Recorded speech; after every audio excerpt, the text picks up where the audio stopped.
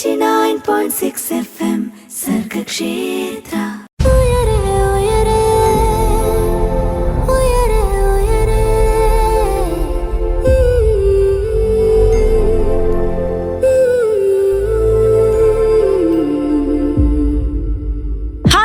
നമസ്കാരം, welcome to ഉയരെ.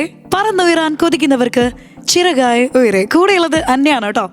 ഇന്ന് ഉയരയിലൂടെ നമ്മൾ അറിയാനും കേൾക്കാനും മനസ്സിലാക്കാനും ഒക്കെ പോകുന്നത് നമുക്ക് ഒരുപാട് അടുപ്പമുള്ള ഒരു കാര്യത്തെ പറ്റിയിട്ടാണ്. മലയാള ഭാഷയെ പറ്റിയിട്ടാണ്. നമ്മൾ പറയാറുണ്ടല്ലോ, മലയാളികളില്ലാത്ത ഒരു സ്ഥലം പോലും ഇല്ലാന്ന്. ശരിക്കും അതൊരു വലിയ അച്ചീവ്മെൻ്റ് അല്ലേ? നമുക്ക് എല്ലാ സ്ഥലങ്ങളിലേക്കും, അല്ലെങ്കിൽ നമ്മുടെ കഴിവുകൾ ഏറ്റവും ബെസ്റ്റായിട്ട് ഏതൊരു മേഖലയിലും എത്തിക്കാനായിട്ട് നമുക്ക് സാധിച്ചിട്ടുണ്ട് എന്ന് നമ്മൾ പ്രൂവ് ചെയ്യുന്ന, ലോകത്തിന് പ്രൂവ് ചെയ്യുന്ന ഒരു കാര്യം തന്നെയാണത്. സോ ഇന്ന് ഉയരയിലൂടെ നമ്മൾ മലയാള ഭാഷയുമായിട്ട് ഒരുപാട് ബന്ധമുള്ള ഒരു കോഴ്സിനെ പറ്റി തന്നെയാണ് സംസാരിക്കാനായിട്ട് പോകുന്നത്, അല്ലെങ്കിൽ മലയാളവുമായിട്ട് ബന്ധപ്പെടുന്ന ഒരു പഠന മേഖലയെ പറ്റി തന്നെയാണ് ഇന്ന് ഉയരയിലൂടെ നമ്മൾ അറിയാനായിട്ട് പോകുന്നത്. സോ ഏവരെയും ഞാൻ ഏറ്റവും സന്തോഷത്തോടു കൂടി വീണ്ടും ഉയരയിലേക്ക് വെൽക്കം ചെയ്യാണ്. ആൻഡ് എന്നോടൊപ്പം ഇന്ന് ജോയിൻ ചെയ്തിരിക്കുന്നത് തൃശൂർ സെയിന്റ് തോമസ് അക്കാദമിയിലെ മലയാളം അസിസ്റ്റന്റ് പ്രൊഫസറായ ജോൺ തോമസ് സാറാണ്. സാർ നമസ്കാരം. നമസ്കാരം. ഉയരെ എന്ന പരിപാടിയിൽ പങ്കെടുക്കാൻ കിട്ടിയ അവസരത്തിന് ഞാൻ പ്രത്യേകമായ നന്ദി അറിയിക്കുകയാണ്. വളരെ സന്തോഷമുണ്ട് ഈ പ്രോഗ്രാമിൽ എനിക്ക് പങ്കെടുക്കാൻ അവസരം ലഭിച്ചതിൽ. Okay sir. സോ ഫെബ്രുവരി 21 നമ്മൾ ഇന്റർനാഷണൽ മദർ ലാംഗ്വേജ് ഡേ എന്ന് പറയുന്ന ഒരു ദിവസം സെലിബ്രേറ്റ് ചെയ്യുന്നുണ്ട്. നമുക്ക് ഏറ്റവും സന്തോഷമുള്ളൊരു ദിവസമാണെന്ന്, കാരണം നമ്മുടെ മലയാളത്തെ ഏറ്റവും പ്രൗഡായിട്ട് നമുക്ക് സെലിബ്രേറ്റ് ചെയ്യാൻ പറ്റുന്ന ഒരു ദിവസമാണല്ലേ. അതുകൊണ്ട് തന്നെ ഈ ഒരു പ്രത്യേക ദിവസത്തിന് മുന്നോടിയായിട്ട് നമ്മൾ ഇന്ന് ഉയരയിൽ മലയാള ഭാഷ, അല്ലെങ്കിൽ മലയാളം എന്ന് പറയുന്നത് ഒരു സബ്ജക്റ്റ് ആയിട്ട് വരുമ്പോൾ, ഒരു വ്യക്തിയുടെ ഒരു കരിയർ ആയിട്ട് വരുമ്പോൾ ഏതൊക്കെ രീതിയിലുള്ള ഇൻഫർമേഷൻസ് ആണ് അവർക്ക് ആവശ്യമായിട്ടുള്ളത് എന്നുള്ളത് ഇന്ന് ഉയരയിലൂടെ നമ്മൾ അറിയും.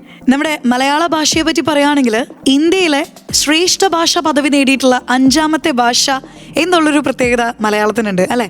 അതുകൊണ്ട് തന്നെ ഇന്ന് നമ്മൾ ആദ്യം സാറിൽ നിന്ന് കേൾക്കാൻ ആഗ്രഹിക്കുന്നത് മലയാള ഭാഷയുടെ വളരെ പ്രധാനപ്പെട്ട പ്രത്യേകതകൾ എന്തൊക്കെയാണ് എന്നുള്ളതാണ് കേട്ടോ. ഫെബ്രുവരി 21 ഇന്റർനാഷണൽ മദർ ലാംഗ്വേജ് ദിനം എന്ന നിലയിലും, അതുപോലെ ഇന്ത്യയിലെ ശ്രേഷ്ഠ ഭാഷാ പദവിയിലേക്ക് എത്തിയ 5ാമത്തെ ഭാഷയായ മലയാളം എന്ന നിലയിലും മലയാളത്തെക്കുറിച്ച് നമുക്ക് ഒരുപാട് എടുത്ത് പറയേണ്ടതായിട്ടുണ്ട്. മലയാള ഭാഷയുടെ ഏറ്റവും വലിയ സവിശേഷത എന്നത് ലോകത്തിലുള്ള മുഴുവൻ ഭാഷകളുടെയും ശബ്ദ വിന്യാസങ്ങളെ ഉൾക്കൊള്ളാൻ കഴിയുന്ന ആൽഫബറ്റ്സ് ആണ് നമ്മളുടെ ഭാഷയിലുള്ളത്. നമ്മുടെ സ്വരാക്ഷരങ്ങളും വ്യഞ്ജനാക്ഷരങ്ങളും തീർച്ചയായിട്ടും ലോകത്തിലെ മറ്റേത് ഭാഷയുടെയും സ്വരവിന്യാസങ്ങളെ ഉൾക്കൊള്ളാൻ കഴിയുന്ന ഒന്നാണ്. ഇത് എടുത്തു പറയേണ്ട ഒരു സവിശേഷതയാണ്. അത് വ്യക്തമായി സൂചിപ്പിക്കാൻ പറ്റുന്ന ഉദാഹരണങ്ങൾ എന്ന് പറയുന്നത്, നമ്മുടെ നാട്ടിൽ നിന്ന് ഇപ്പൊ ലോകത്തിന്റെ വിവിധ ഭാഗങ്ങളിൽ ധാരാളം കുട്ടികള് പല വിദ്യാഭ്യാസ ആവശ്യങ്ങൾക്കും ജോലി സംബന്ധമായ ആവശ്യങ്ങൾക്കും വേണ്ടി പോകുന്നുണ്ട്. ഇവരൊക്കെയും ലോകത്തിന്റെ മറ്റ് ഭാഷാ ദേശങ്ങളിൽ എത്തിപ്പെട്ടു കഴിഞ്ഞാൽ, ഇപ്പോൾ ഉദാഹരണമായിട്ട് ജപ്പാൻ, ചൈന, റഷ്യയിലെ വിവിധ വ്യത്യസ്ത രാജ്യങ്ങൾ, അതായത് ഉക്രൈൻ പോലെയുള്ള, അസർബൈജാൻ പോലെയുള്ള, ഉസ്ബെക്കിസ്ഥാൻ പോലെയുള്ള രാജ്യങ്ങളിൽ എത്തപ്പെട്ടു കഴിഞ്ഞാൽ ഇവിടെയൊക്കെ ഉള്ള ഈ കുട്ടികൾ 1-2 വർഷം അവിടെ ജീവിച്ചിട്ട് മടങ്ങിയെത്തുമ്പോൾ അവിടുത്തെ ഭാഷ നന്നായി സംസാരിക്കാനുള്ള പ്രാപ്തി നേടുന്നുണ്ട്. ഇത് വലിയൊരു പ്രത്യേകതയാണ്, വളരെ നമ്മൾ ശ്രദ്ധിക്കേണ്ട ഒരു കാര്യമാണ്. എന്തുകൊണ്ട് മലയാളി കുട്ടികൾക്ക് ലോകത്തിന്റെ മറ്റ് ഭാഗങ്ങളിൽ എത്തപ്പെട്ടു കഴിഞ്ഞാൽ ആ ദേശത്തെ ഭാഷ, ആ ദേശത്തെ ആൾക്കാർ സംസാരിക്കുന്ന അതേ രൂപത്തിൽ സംസാരിക്കാൻ സാധിക്കുന്നതിന്റെ കാരണം അവിടുത്തെ വ്യത്യസ്തങ്ങളായ സ്വരവിന്യാസങ്ങളെ ഉൾക്കൊള്ളുവാൻ കഴിയുന്ന തരത്തിൽ, അതായത് പ്രൊനൗൺസിയേഷൻ കൃത്യമായി പിന്തുടരാൻ കഴിയുന്ന തരത്തിൽ മലയാള ഭാഷ പഠിച്ചിട്ടുള്ള ഒരു കുട്ടിക്ക് പെട്ടെന്ന് ആ ഭാഷ വഴങ്ങുന്നതായിട്ട് കാണാം. ജപ്പാനിൽ പോയിട്ട് വരുന്നവർ ജാപ്പനീസ് സംസാരിക്കുന്നു, ചൈനയിൽ പോയിട്ട് വരുന്നവർ ചൈനീസ് സംസാരിക്കുന്നു, അല്ലെങ്കിൽ റഷ്യയുടെ പഴയ സോവിയറ്റ് യൂണിയന്റെ ഭാഗമായിരുന്ന രാജ്യങ്ങളിലോ ഒക്കെ പോയിട്ട് വരുമ്പോൾ അവിടുത്തെ പ്രാദേശിക ഭാഷകൾ സംസാരിക്കുന്നതിൽ നമ്മൾക്ക് കിട്ടുന്ന ഈ ഒരു സവിശേഷത എന്ന് പറയുന്നത് നമ്മുടെ ഭാഷ നൽകുന്ന ഏറ്റവും വലിയ ഗുണമാണ്. പക്ഷേ നിർഭാഗ്യകരമെന്ന് പറയാം, നമ്മുടെ അധികാരത്തിൽപ്പെട്ട വിഭാഗം ആൾക്കാരും ഒരുപക്ഷെ നമ്മുടെ യൂണിവേഴ്സിറ്റികൾ പോലും ഇത് പൂർണ്ണമായിട്ട് ഉൾക്കൊണ്ടിട്ടുണ്ടോ എന്ന കാര്യത്തിൽ എനിക്ക് പലപ്പോഴും സന്ദേഹം തോന്നിയിട്ടുണ്ട്. കാരണം മലയാള ഭാഷയുടെ ഈ സവിശേഷത തിരിച്ചറിയാൻ കഴിഞ്ഞാൽ തീർച്ചയായിട്ടും ലോകത്തിലെ മറ്റ് ഭാഷകൾ പഠിക്കാനുള്ള നമ്മളുടെ ഈ വൈദഗ്ധ്യം തീർച്ചയായിട്ടും നമ്മുടെ ഭാഷയുടെ സവിശേഷതയായിട്ട് തിരിച്ചറിഞ്ഞുകൊണ്ട് നമ്മുടെ ഭാഷയെ ഇപ്പോഴും പലതരത്തിലുള്ള പരിമിതികൾ, ഉദാഹരണം പറഞ്ഞാൽ കോടതിയിലെ പൂർണ്ണമായിട്ടുള്ള വ്യവഹാരങ്ങൾക്ക് നമ്മുടെ ഭാഷ ഉപയോഗിക്കാൻ തുടങ്ങിയിട്ടില്ല. സർക്കാരിന്റെ പല മേഖലകളിലും പരിപൂർണമായിട്ടും നമ്മുടെ മലയാളത്തെ സ്വീകരിച്ചതായിട്ട് പറയാൻ പറ്റില്ല. അതിനുവേണ്ടിയുള്ള പോരാട്ടങ്ങൾ ഇപ്പോഴും നിരന്തരം തുടർന്നുകൊണ്ടിരിക്കുകയാണ്. അപ്പോ ഈ ഒരു മഹത്വം തിരിച്ചറിഞ്ഞാൽ തീർച്ചയായിട്ടും മലയാളത്തിന്റെ യശസ്സും മഹത്വവും ലോകത്തിന്റെ നെറുകയോളം എത്തിക്കാൻ സാധിക്കും. മറ്റൊരു ഉദാഹരണം കൂടി ഞാൻ പറയാം. ഇപ്പൊ നമ്മുടെ ഗായകരെ നോക്കുക. ഉദാഹരണം നമ്മുടെ യേശുദാസ്, ജയചന്ദ്രൻ, പിന്നെ അതുപോലെ നമ്മുടെ ചിത്ര, KS ചിത്ര, അതേപോലെ സുജാത, ഈ പറയുന്ന ഗായകരൊക്കെയും തെന്നിന്ത്യയിലെ മിക്കവാറും എല്ലാ ഭാഷകളിലും പാടിയിട്ടുള്ളവരാണ്. ഇപ്പം നമ്മുടെ സഹോദരി അല്ലെങ്കിൽ അമ്മ എന്ന സ്ഥാനമാണ് തമിഴിന് മലയാളം കൽപ്പിച്ചു കൊടുക്കാറുള്ളത്.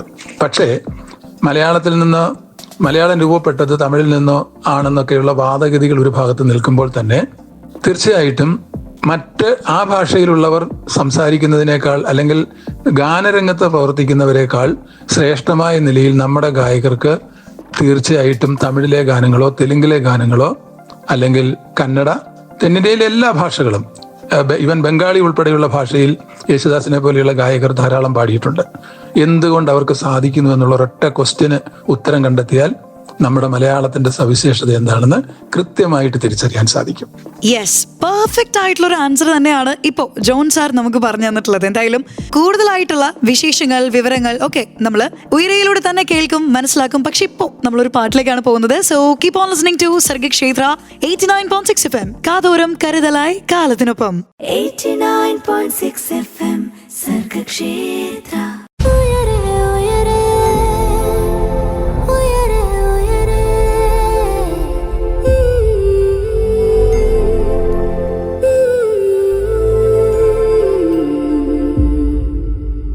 വെൽക്കം ബാക്ക് ടു ഉയരെ, പറന്നുയരാൻ കൊതിക്കുന്നവർക്ക് ചിറകായി ഉയരെ.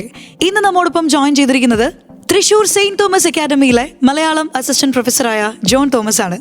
ജോൺ സാർ നമ്മൾ കുറച്ചു മുൻപ് മലയാള ഭാഷയുടെ മാത്രം പ്രത്യേകതകളെ പറ്റി സംസാരിക്കേണ്ടായി. ഇനി ഇപ്പോ മലയാളം എന്നുള്ളത് ഒരു ഭാഷ എന്നതിലുപരി നമ്മൾ നമ്മുടെ ജീവിതം സെക്യൂർ ആക്കാൻ ഈ ഒരു ഭാഷയിലൂടെ സാധിക്കുന്നത് എങ്ങനെ എന്നുള്ളത് തന്നെയാണ് നോക്കാൻ പോകുന്നത്. ഇപ്പോൾ മലയാളം എന്ന് പറയുന്നത് ഒരു പഠനമാർഗത്തിലേക്ക് നമ്മൾ കൊണ്ടുവരാണെന്ന് വിചാരിക്കൂ. അപ്പോൾ പലരും ചോദിക്കുന്ന ഒരു കാര്യമുണ്ട്, മലയാളമൊക്കെ പഠിച്ചു കഴിഞ്ഞാൽ എന്തെങ്കിലും കാര്യമുണ്ടോ അല്ലേ? പക്ഷെ കാര്യമുണ്ട് എന്നുള്ളത് തന്നെയാണ് നമ്മൾ ഇന്ന് അറിയാനായിട്ട് പോകുന്നതും. സോ ഇപ്പോൾ കുട്ടികളുടെ കാര്യം നോക്കുകയാണെങ്കിൽ, പ്രത്യേകിച്ചും 10+2 വിദ്യാർത്ഥികളുടെ കാര്യം നോക്കുകയാണെങ്കിൽ അവരുടെ ലൈഫിൽ തന്നെ വളരെ ഇമ്പോർട്ടൻ്റ് ആയിട്ടുള്ള ഒരു ടൈമാണ്. ബിക്കോസ് മെയിൻ എക്സാമിൻ്റെ ടൈമാണ്. അപ്പോൾ കുറേ കുട്ടികൾക്കും ഇപ്പം തന്നെ ഒരു പ്ലാൻ ഉണ്ടായിരിക്കും, അവർക്ക് ഏത് വിഷയത്തിലേക്കാണ് അല്ലെങ്കിൽ ഏത് മേഖലയിലേക്കാണ് ഈ ഒരു വലിയ കടമ്പ കഴിഞ്ഞാൽ പോകേണ്ടത് എന്നുള്ളതല്ലേ. സോ മലയാളം എന്ന് പറയുന്ന ഈ ഒരു വലിയ ഫീൽഡിലേക്ക്, മലയാളം ലിറ്ററേച്ചറിൻ്റെയും അതുപോലെ തന്നെ ഒരുപാട് ഡീപ്പായിട്ടുള്ള നോളേജിൻ്റെ കാര്യങ്ങളിലേക്കും ഒക്കെ അറിയാനുള്ള ഈ ഒരു മേഖലയിലേക്ക് ഒരു കുട്ടി വരണമെങ്കിൽ ആ കുട്ടിക്ക് വേണ്ട എലിജിബിലിറ്റി ക്രൈറ്റീരിയാസ് എന്തൊക്കെയാണ്, അല്ലെങ്കിൽ ഈ ഒരു ഇൻഡിവിജ്വലിന് ആവശ്യമായിട്ടുള്ള ആപ്റ്റിറ്റ്യൂഡ്സ് എന്തൊക്കെയാണ്? വളരെ നല്ല ചോദ്യമാണത്. മലയാളം പഠിച്ചിട്ട് എന്ത് ഗുണം, അല്ലെങ്കിൽ മലയാളം കൊണ്ട് എന്തെങ്കിലും കാര്യമുണ്ടോ എന്നുള്ളൊരു ചോദ്യം ഇന്നോ ഇന്നലെയോ തുടങ്ങിയതല്ല, വളരെ നാളുകൾക്ക് മുമ്പ് മുതൽ തന്നെ കേട്ടു തുടങ്ങിയ ഒരു കാര്യമാണ്. ഞാൻ പഠിക്കാൻ തുടങ്ങുമ്പോഴും MA എടുക്കാൻ തുടങ്ങുമ്പോഴും എൻ്റെ അടുത്തും എൻ്റെ കുടുംബത്തിൽപ്പെട്ടവർ ചോദിച്ചിട്ടുണ്ട്, നീ മലയാളം പഠിച്ചിട്ട് എന്ത് ഗുണം ആണ് കിട്ടാൻ പോകുന്നത് എന്നുള്ളൊരു ചോദ്യം. പക്ഷേ ഇവിടെ പ്രത്യേകിച്ച് പറയേണ്ട ഒരു കാര്യം, നമ്മുടെ നാട്ടിൽ എത്രയോ പേര് മലയാളം മീഡിയത്തിൽ പഠിച്ചിട്ട് മലയാളം ഐച്ഛിക വിഷയമായിട്ട് എടുത്ത് പഠിച്ചിട്ട് സിവിൽ സർവീസ് നേടിയവരുണ്ട്. എത്രയോ പേരുണ്ട്. ഇപ്പോൾ ഓരോ വർഷവും സിവിൽ സർവീസ് നേടുന്ന കുട്ടികളുടെ അഭിമുഖങ്ങൾ പത്രമാധ്യമങ്ങളിൽ വരുമ്പോൾ അവരിൽ പലരും പറയാറുണ്ട്, ഞങ്ങൾ മലയാളം മീഡിയത്തിലാണ് പഠിച്ചു വന്നതെന്ന്. അപ്പൊ തീർച്ചയായിട്ടും ഇത് മലയാളത്തിന് കിട്ടുന്ന ഏറ്റവും വലിയൊരു അംഗീകാരമാണ്. അപ്പൊ മലയാളത്തിന്റെ സാധ്യതകൾ എന്ന് പറയുന്നത് അനന്തമാണ്. അത് ഈ ഒരു ചോദ്യം ഉയരുന്നതിന്റെ പ്രധാന കാരണം, ഇത്ര കാലവും നമ്മുടെ പലതരത്തിലുള്ള സർക്കാർ തലങ്ങളിലായിരുന്നാലും അല്ലെങ്കിൽ യൂണിവേഴ്സിറ്റി തലങ്ങളിലായിരുന്നാലും മലയാളത്തിനെ അർഹമായ സ്ഥാനത്ത് പ്രതിഷ്ഠിക്കാതെ പോയത് കൊണ്ടുണ്ടായ ഭവിഷ്യത്തായിട്ട് മാത്രമേ ഇതിനെ കാണാൻ സാധിക്കൂ. ഇപ്പം മലയാളം ഇടത്തിന്റെ രക്ഷയ്ക്ക് വേണ്ടിയുള്ള ഒട്ടേറെ പ്രസ്ഥാനങ്ങൾ നമ്മുടെ കേരളത്തിൽ തന്നെ പ്രവർത്തിക്കുന്നുണ്ട്. അത് യൂണിവേഴ്സിറ്റി തലത്തിലും വിദ്യാർത്ഥി സമൂഹങ്ങൾക്കിടയിലും യൂണിവേഴ്സിറ്റി തലത്തിലുള്ള അധ്യാപകർക്കിടയിലും വളരെ സജീവമായിട്ട് സേവ് മലയാളം എന്ന പേരിൽ ഉള്ള പ്രസ്ഥാനങ്ങൾ പ്രവർത്തിക്കുന്നുണ്ട്. വളരെ പ്രശസ്തരായിട്ടുള്ള കോളേജ് അധ്യാപകരും അതുപോലെ തന്നെ വിദ്യാഭ്യാസ രംഗത്ത് പ്രവർത്തിക്കുന്ന ഒട്ടേറെ പ്രമുഖ വ്യക്തികളുമൊക്കെ അതിന്റെ പശ്ചാത്തലത്തിൽ വളരെ പിന്തുണ നമ്മുടെ കവികളും സാഹിത്യകാരന്മാരും ഒക്കെ അതിന് നൽകുന്നുമുണ്ട്. ഇതൊക്കെ തീർച്ചയായിട്ടും ഈ മലയാളത്തിന്റെ യശസ്സിനെ വളർത്തുവാനായിട്ട് നമ്മൾ നിരന്തരമായ പോരാട്ടങ്ങൾ നടത്താൻ തുടങ്ങിയിട്ട് കാലമേറെയായെങ്കിലും ലക്ഷ്യത്തിലേക്ക് എത്തി എന്ന് നമ്മൾക്ക് ഒരിക്കലും പറയാനാവില്ല. അവിടെയാണ് നമ്മൾ നമ്മുടെ മറ്റ് സംസ്ഥാനങ്ങളിൽ, അതായത് തമിഴിലോ തമിഴ്നാട്ടിലോ അല്ലെങ്കിൽ കന്നഡയിലോ തെലുങ്കിലോ ഒക്കെ ചെല്ലുമ്പോൾ അവരുടെ ഭാഷയോട് അവർ കാണിക്കുന്ന സ്നേഹവായ്പിന്റെ ആഴം മനസ്സിലാക്കാൻ കഴിയുക. പ്രത്യേകിച്ച് തമിഴ്നാട്ടുകാർക്ക് ഒരിക്കലും അവരുടെ ഭാഷ ഉപേക്ഷിച്ചിട്ടുള്ള ഒരു കളിയില്ല. ഇപ്പം പുതിയ പുതിയ യന്ത്രങ്ങൾ കണ്ടെത്തി കഴിയുമ്പോൾ പെട്ടെന്ന് തന്നെ അവർ സമാനമായിട്ട് അതിനുള്ള പേരുകൾ കണ്ടെത്തും. അതിന് ഏറ്റവും നല്ല ഉദാഹരണം, ഇപ്പോഴും നമ്മൾ മൊബൈൽ ഫോണിനെ മൊബൈൽ ഫോൺ എന്ന് തന്നെയാണ് പറയുക. പക്ഷെ തമിഴൻ അതിവേഗത്തിൽ കൈപ്പേശി എന്ന് പറയുന്ന ഒരു വാക്ക് ഉണ്ടാക്കി. യന്ത്രമനുഷ്യൻ എന്നതിന് അവൻ യന്ത്രൻ എന്ന ഒറ്റ വാക്കുണ്ടാക്കി. അപ്പോഴും നമ്മൾ ഉണ്ടാക്കിയ പദത്തിൽ 2 വാക്കുകൾ കൂട്ടിച്ചേർത്തിട്ടാണ്, യന്ത്രവും ഉണ്ട് മനുഷ്യനും ഉണ്ട്. യന്ത്രമനുഷ്യൻ എന്ന് പറയുന്നതും യന്ത്രൻ എന്ന് പറയുന്നതും തമ്മിലുള്ള അന്തരം ശ്രദ്ധിക്കുക. അപ്പൊ ഇത്തരത്തിൽ ഭാഷയിൽ ഒരു പുതിയ ശാസ്ത്ര സാങ്കേതിക രംഗത്ത് നിന്നുണ്ടാകുന്ന ഒരു യന്ത്രമോ അല്ലെങ്കിൽ ഒരു വസ്തുവോ കണ്ടെത്തി കഴിഞ്ഞാൽ അതിന് സമാനമായ പദങ്ങൾ കണ്ടെത്താൻ വേണ്ടി തീർച്ചയായിട്ടും ഇച്ഛാശക്തിയോടുകൂടി പ്രവർത്തിക്കുന്ന ഒരു പണ്ഡിത സമൂഹവും അല്ലെങ്കിൽ ഈ മേഖലയിൽ പ്രവർത്തിക്കുന്നവർ ഉണ്ടായേ മതിയാവും. നിർഭാഗ്യകരമെന്ന് പറയാം, നമുക്ക് ഇത്ര കാലവും അതിനുള്ള ശ്രമങ്ങളൊന്നും നടന്നിട്ടില്ല. ഇപ്പോഴും ഇത്തരം കാര്യങ്ങൾക്ക് ഉത്തരവാദിത്തപ്പെട്ട ഭാഗത്തു നിന്നും കാര്യമായ പ്രവർത്തനങ്ങൾ ഉണ്ടാകുന്നില്ല. ഇപ്പം മലയാളത്തിൽ നമ്മൾ ഉപയോഗിക്കുന്ന പല പദങ്ങളും ഇംഗ്ലീഷിനെ അതേപടി തന്നെ സ്വീകരിക്കുകയാണ്. അല്ലെങ്കിൽ ഏത് ഭാഷയിലുള്ള വസ്തുവാണോ ആ വസ്തുവിന്റെ പേരിനെ അതേപടി നമ്മൾ ഉപയോഗിക്കുക. നേരെ മറിച്ച് തമിഴൻ പെട്ടെന്ന് തന്നെ അതിന് തമിഴിൽ തന്നെ സമാനമായ പദം കണ്ടെത്തുന്നു എന്നുള്ളതാണ് അതിന്റെ ഏറ്റവും വലിയൊരു പ്രത്യേകത. ഇനി മറ്റൊരു ചോദ്യം ഇതിനോടനുബന്ധമായിട്ട് ചോദിച്ചത്, ഇപ്പം മലയാളം പഠിക്കുന്നതിന് വേണ്ട എലിജിബിലിറ്റിയെ സംബന്ധിക്കുന്ന ഒരു ചോദ്യം ചോദിച്ചു. അതിന് പറയാനുള്ളത്, നമ്മൾ തീർച്ചയായിട്ടും മലയാള ഭാഷയും സാഹിത്യവും പഠിക്കാൻ ആഗ്രഹിക്കുന്നവർക്ക് ആദ്യം വേണ്ടത് മറ്റ് കോഴ്സുകൾ കിട്ടാതെ വരുമ്പോൾ എന്നാൽ പിന്നെ ഒന്നും കിട്ടിയില്ല എങ്കിൽ മലയാളം അങ്ങ് എടുത്തേക്കാം എന്ന് വിചാരിച്ച് മലയാളം എടുക്കുക അല്ല വേണ്ടത്. മറിച്ച് ആ ഭാഷയോടും സാഹിത്യത്തോടും ഒരു പ്രത്യേകമായ താല്പര്യമുണ്ടെങ്കിൽ മാത്രമേ, പ്രത്യേകിച്ചും വായനയുള്ള ഒരു സമൂഹത്തിന് മാത്രമേ സാഹിത്യത്തിൽ വിജയം നേടാൻ സാധിക്കുകയുള്ളൂ. കാരണം അതൊരു ക്രിയേറ്റിവിറ്റിയുമായിട്ട് ബന്ധപ്പെട്ട ഒന്നാണ് സാഹിത്യം പഠിക്കുക എന്ന് പറയുന്നത്.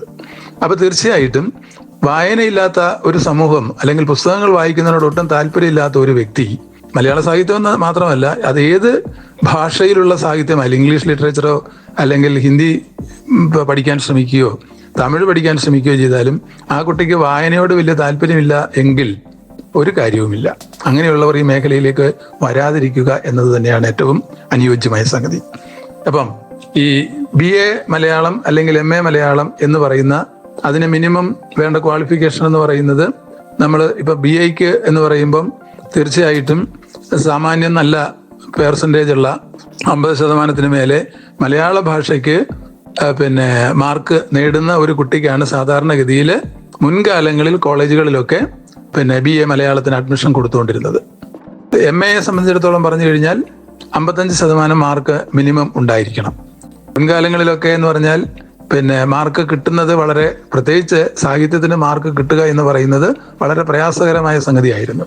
ഒരിക്കലും മലയാളം എഴുതി കഴിഞ്ഞാൽ മാർക്ക് കിട്ടില്ല എന്നൊരു പൊതുധാരണ തന്നെ പഴയ കാലത്ത് നിലനിന്നിരുന്നു. പക്ഷെ ഇപ്പൊ അങ്ങനെയല്ല. മലയാളത്തിനൊക്കെ മാർക്കൊക്കെ സാമാന്യം നന്നായിട്ട് കൊടുത്തു തുടങ്ങിയപ്പോൾ എന്ത് സംഭവിച്ചിരിക്കുന്നതെന്ന് ചോദിച്ചാൽ, ഒരു അധ്യാപകൻ എന്ന നിലയിൽ എനിക്ക് പറയാൻ സാധിക്കുന്ന ഒരു കാര്യം, ഇന്ന് മലയാളം സാമാന്യം നന്നായിട്ട് എഴുതാൻ അറിയുന്നവരുടെ എണ്ണം വളരെ കുറഞ്ഞു പോയിരിക്കുന്നു എന്ന യാഥാർത്ഥ്യം പറയാതെ നിവൃത്തിയില്ല. അപ്പോൾ ഇതിന് വേണ്ടത്, മറ്റ് കോഴ്സുകൾക്ക് അഡ്മിഷൻ കിട്ടാതെ വന്നാൽ അവസാന ഘട്ടത്തിൽ എന്നാൽ പിന്നെ പോസ്റ്റ് ഗ്രാജുവേഷന് ചേരണം അല്ലെങ്കിൽ ഡിഗ്രിക്ക് ചേരണം എന്ന് വരുമ്പോൾ എന്നാൽ പിന്നെ BA മലയാളം എടുത്തിട്ടോ അല്ലെങ്കിൽ MA മലയാളം എടുത്തിട്ടോ പഠിച്ചേക്കാം എന്ന ധാരണ ആദ്യം മാറ്റിവെക്കുക. മലയാളം വളരെ സിമ്പിൾ ആണ് എന്ന് കരുതുന്നവരുടെ ചിന്തയിലേക്ക് തന്നെയാണ് നമ്മൾ ഈ ഒരു കാര്യം എത്തിക്കുന്നത്. ആൻഡ് ഒരുപാട് ഇഷ്ടമുണ്ടെങ്കിൽ തന്നെയാണ് ഈ ഒരു മേഖലയിൽ നമുക്ക് ഒരു സക്സസ് നേടാനായിട്ട് പറ്റുള്ളൂ, ഒരു വിജയം നേടാനായിട്ട് പറ്റുള്ളൂ എന്നുള്ളൊരു കാര്യം കൂടി ഈ ഒരു മൊമെന്റിൽ റിമൈൻഡ് ചെയ്യുന്നു. ആൻഡ് ഉയരെയാണ് കേട്ടുകൊണ്ടിരിക്കുന്നത്, കൂടെയുള്ളത് അന്നയും. 89.6 FM സർഗക്ഷേത്ര.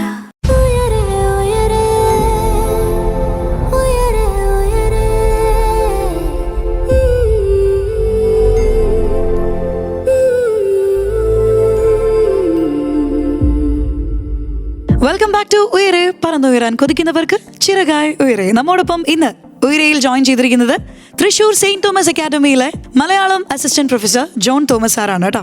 സർ, മലയാള ഭാഷയെ പറ്റി നമ്മൾ കുറേ കാര്യങ്ങൾ അറിഞ്ഞു, മലയാളം ലിറ്ററേച്ചറിനെ പറ്റിയും നമ്മളിതാ കുറേ കാര്യങ്ങൾ അറിഞ്ഞുകൊണ്ടിരിക്കുന്ന ഈ ഒരു മൊമെന്റിൽ എനിക്ക് ഒരു വലിയ ഡൗട്ട് ചോദിക്കാറുണ്ട്. പൊതുവെ ഈ ഒരു കോഴ്സിനെ പറ്റി കേൾക്കാറുള്ള മിത്തുകൾ എന്തൊക്കെയാണ്?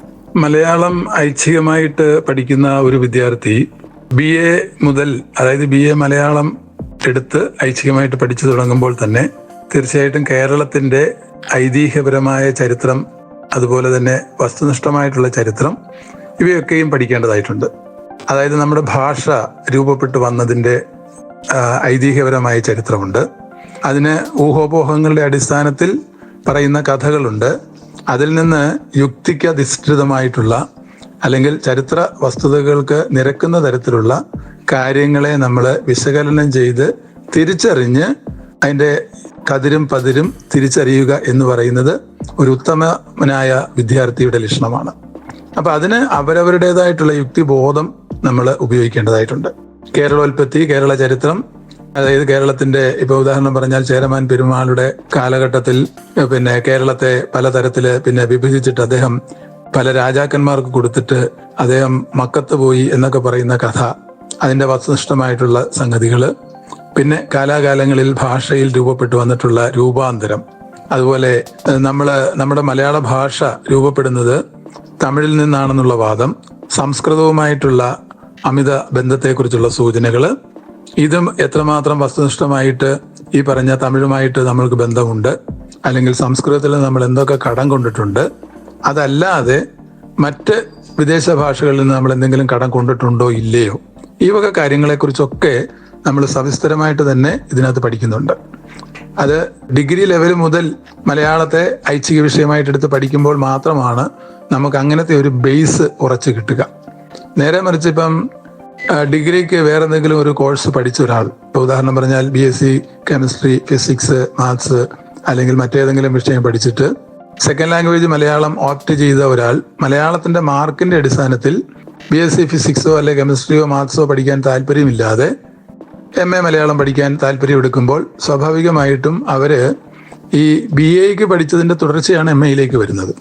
അപ്പൊ സ്വാഭാവികമായിട്ടും നന്നായി വായിക്കാൻ താല്പര്യമില്ലാത്ത ഒരു കുട്ടിയാണെങ്കിൽ ആ പോസ്റ്റ് ഗ്രാജുവേഷന് പഠിക്കുന്ന ടെക്സ്റ്റുകളും വിഷയങ്ങളും മാത്രമേ പഠിക്കുകയുള്ളൂ. പക്ഷെ അതിന്റെ ബേസ് എന്ന് പറയുന്നത് ഡിഗ്രി ലെവലിൽ തന്നെ കിടക്കുകയാണ്. അപ്പൊ അതുകൂടി ഉൾക്കൊണ്ടുകൊണ്ട് വരുമ്പോൾ മാത്രമാണ് ആ കുട്ടിക്ക് ശരിയായ ഒരു ഭാഷാജ്ഞാനവും ചരിത്ര പശ്ചാത്തലവും ഒക്കെ കൃത്യമായിട്ട് പിടികിട്ടുക. 89.6 FM Sargakshetra.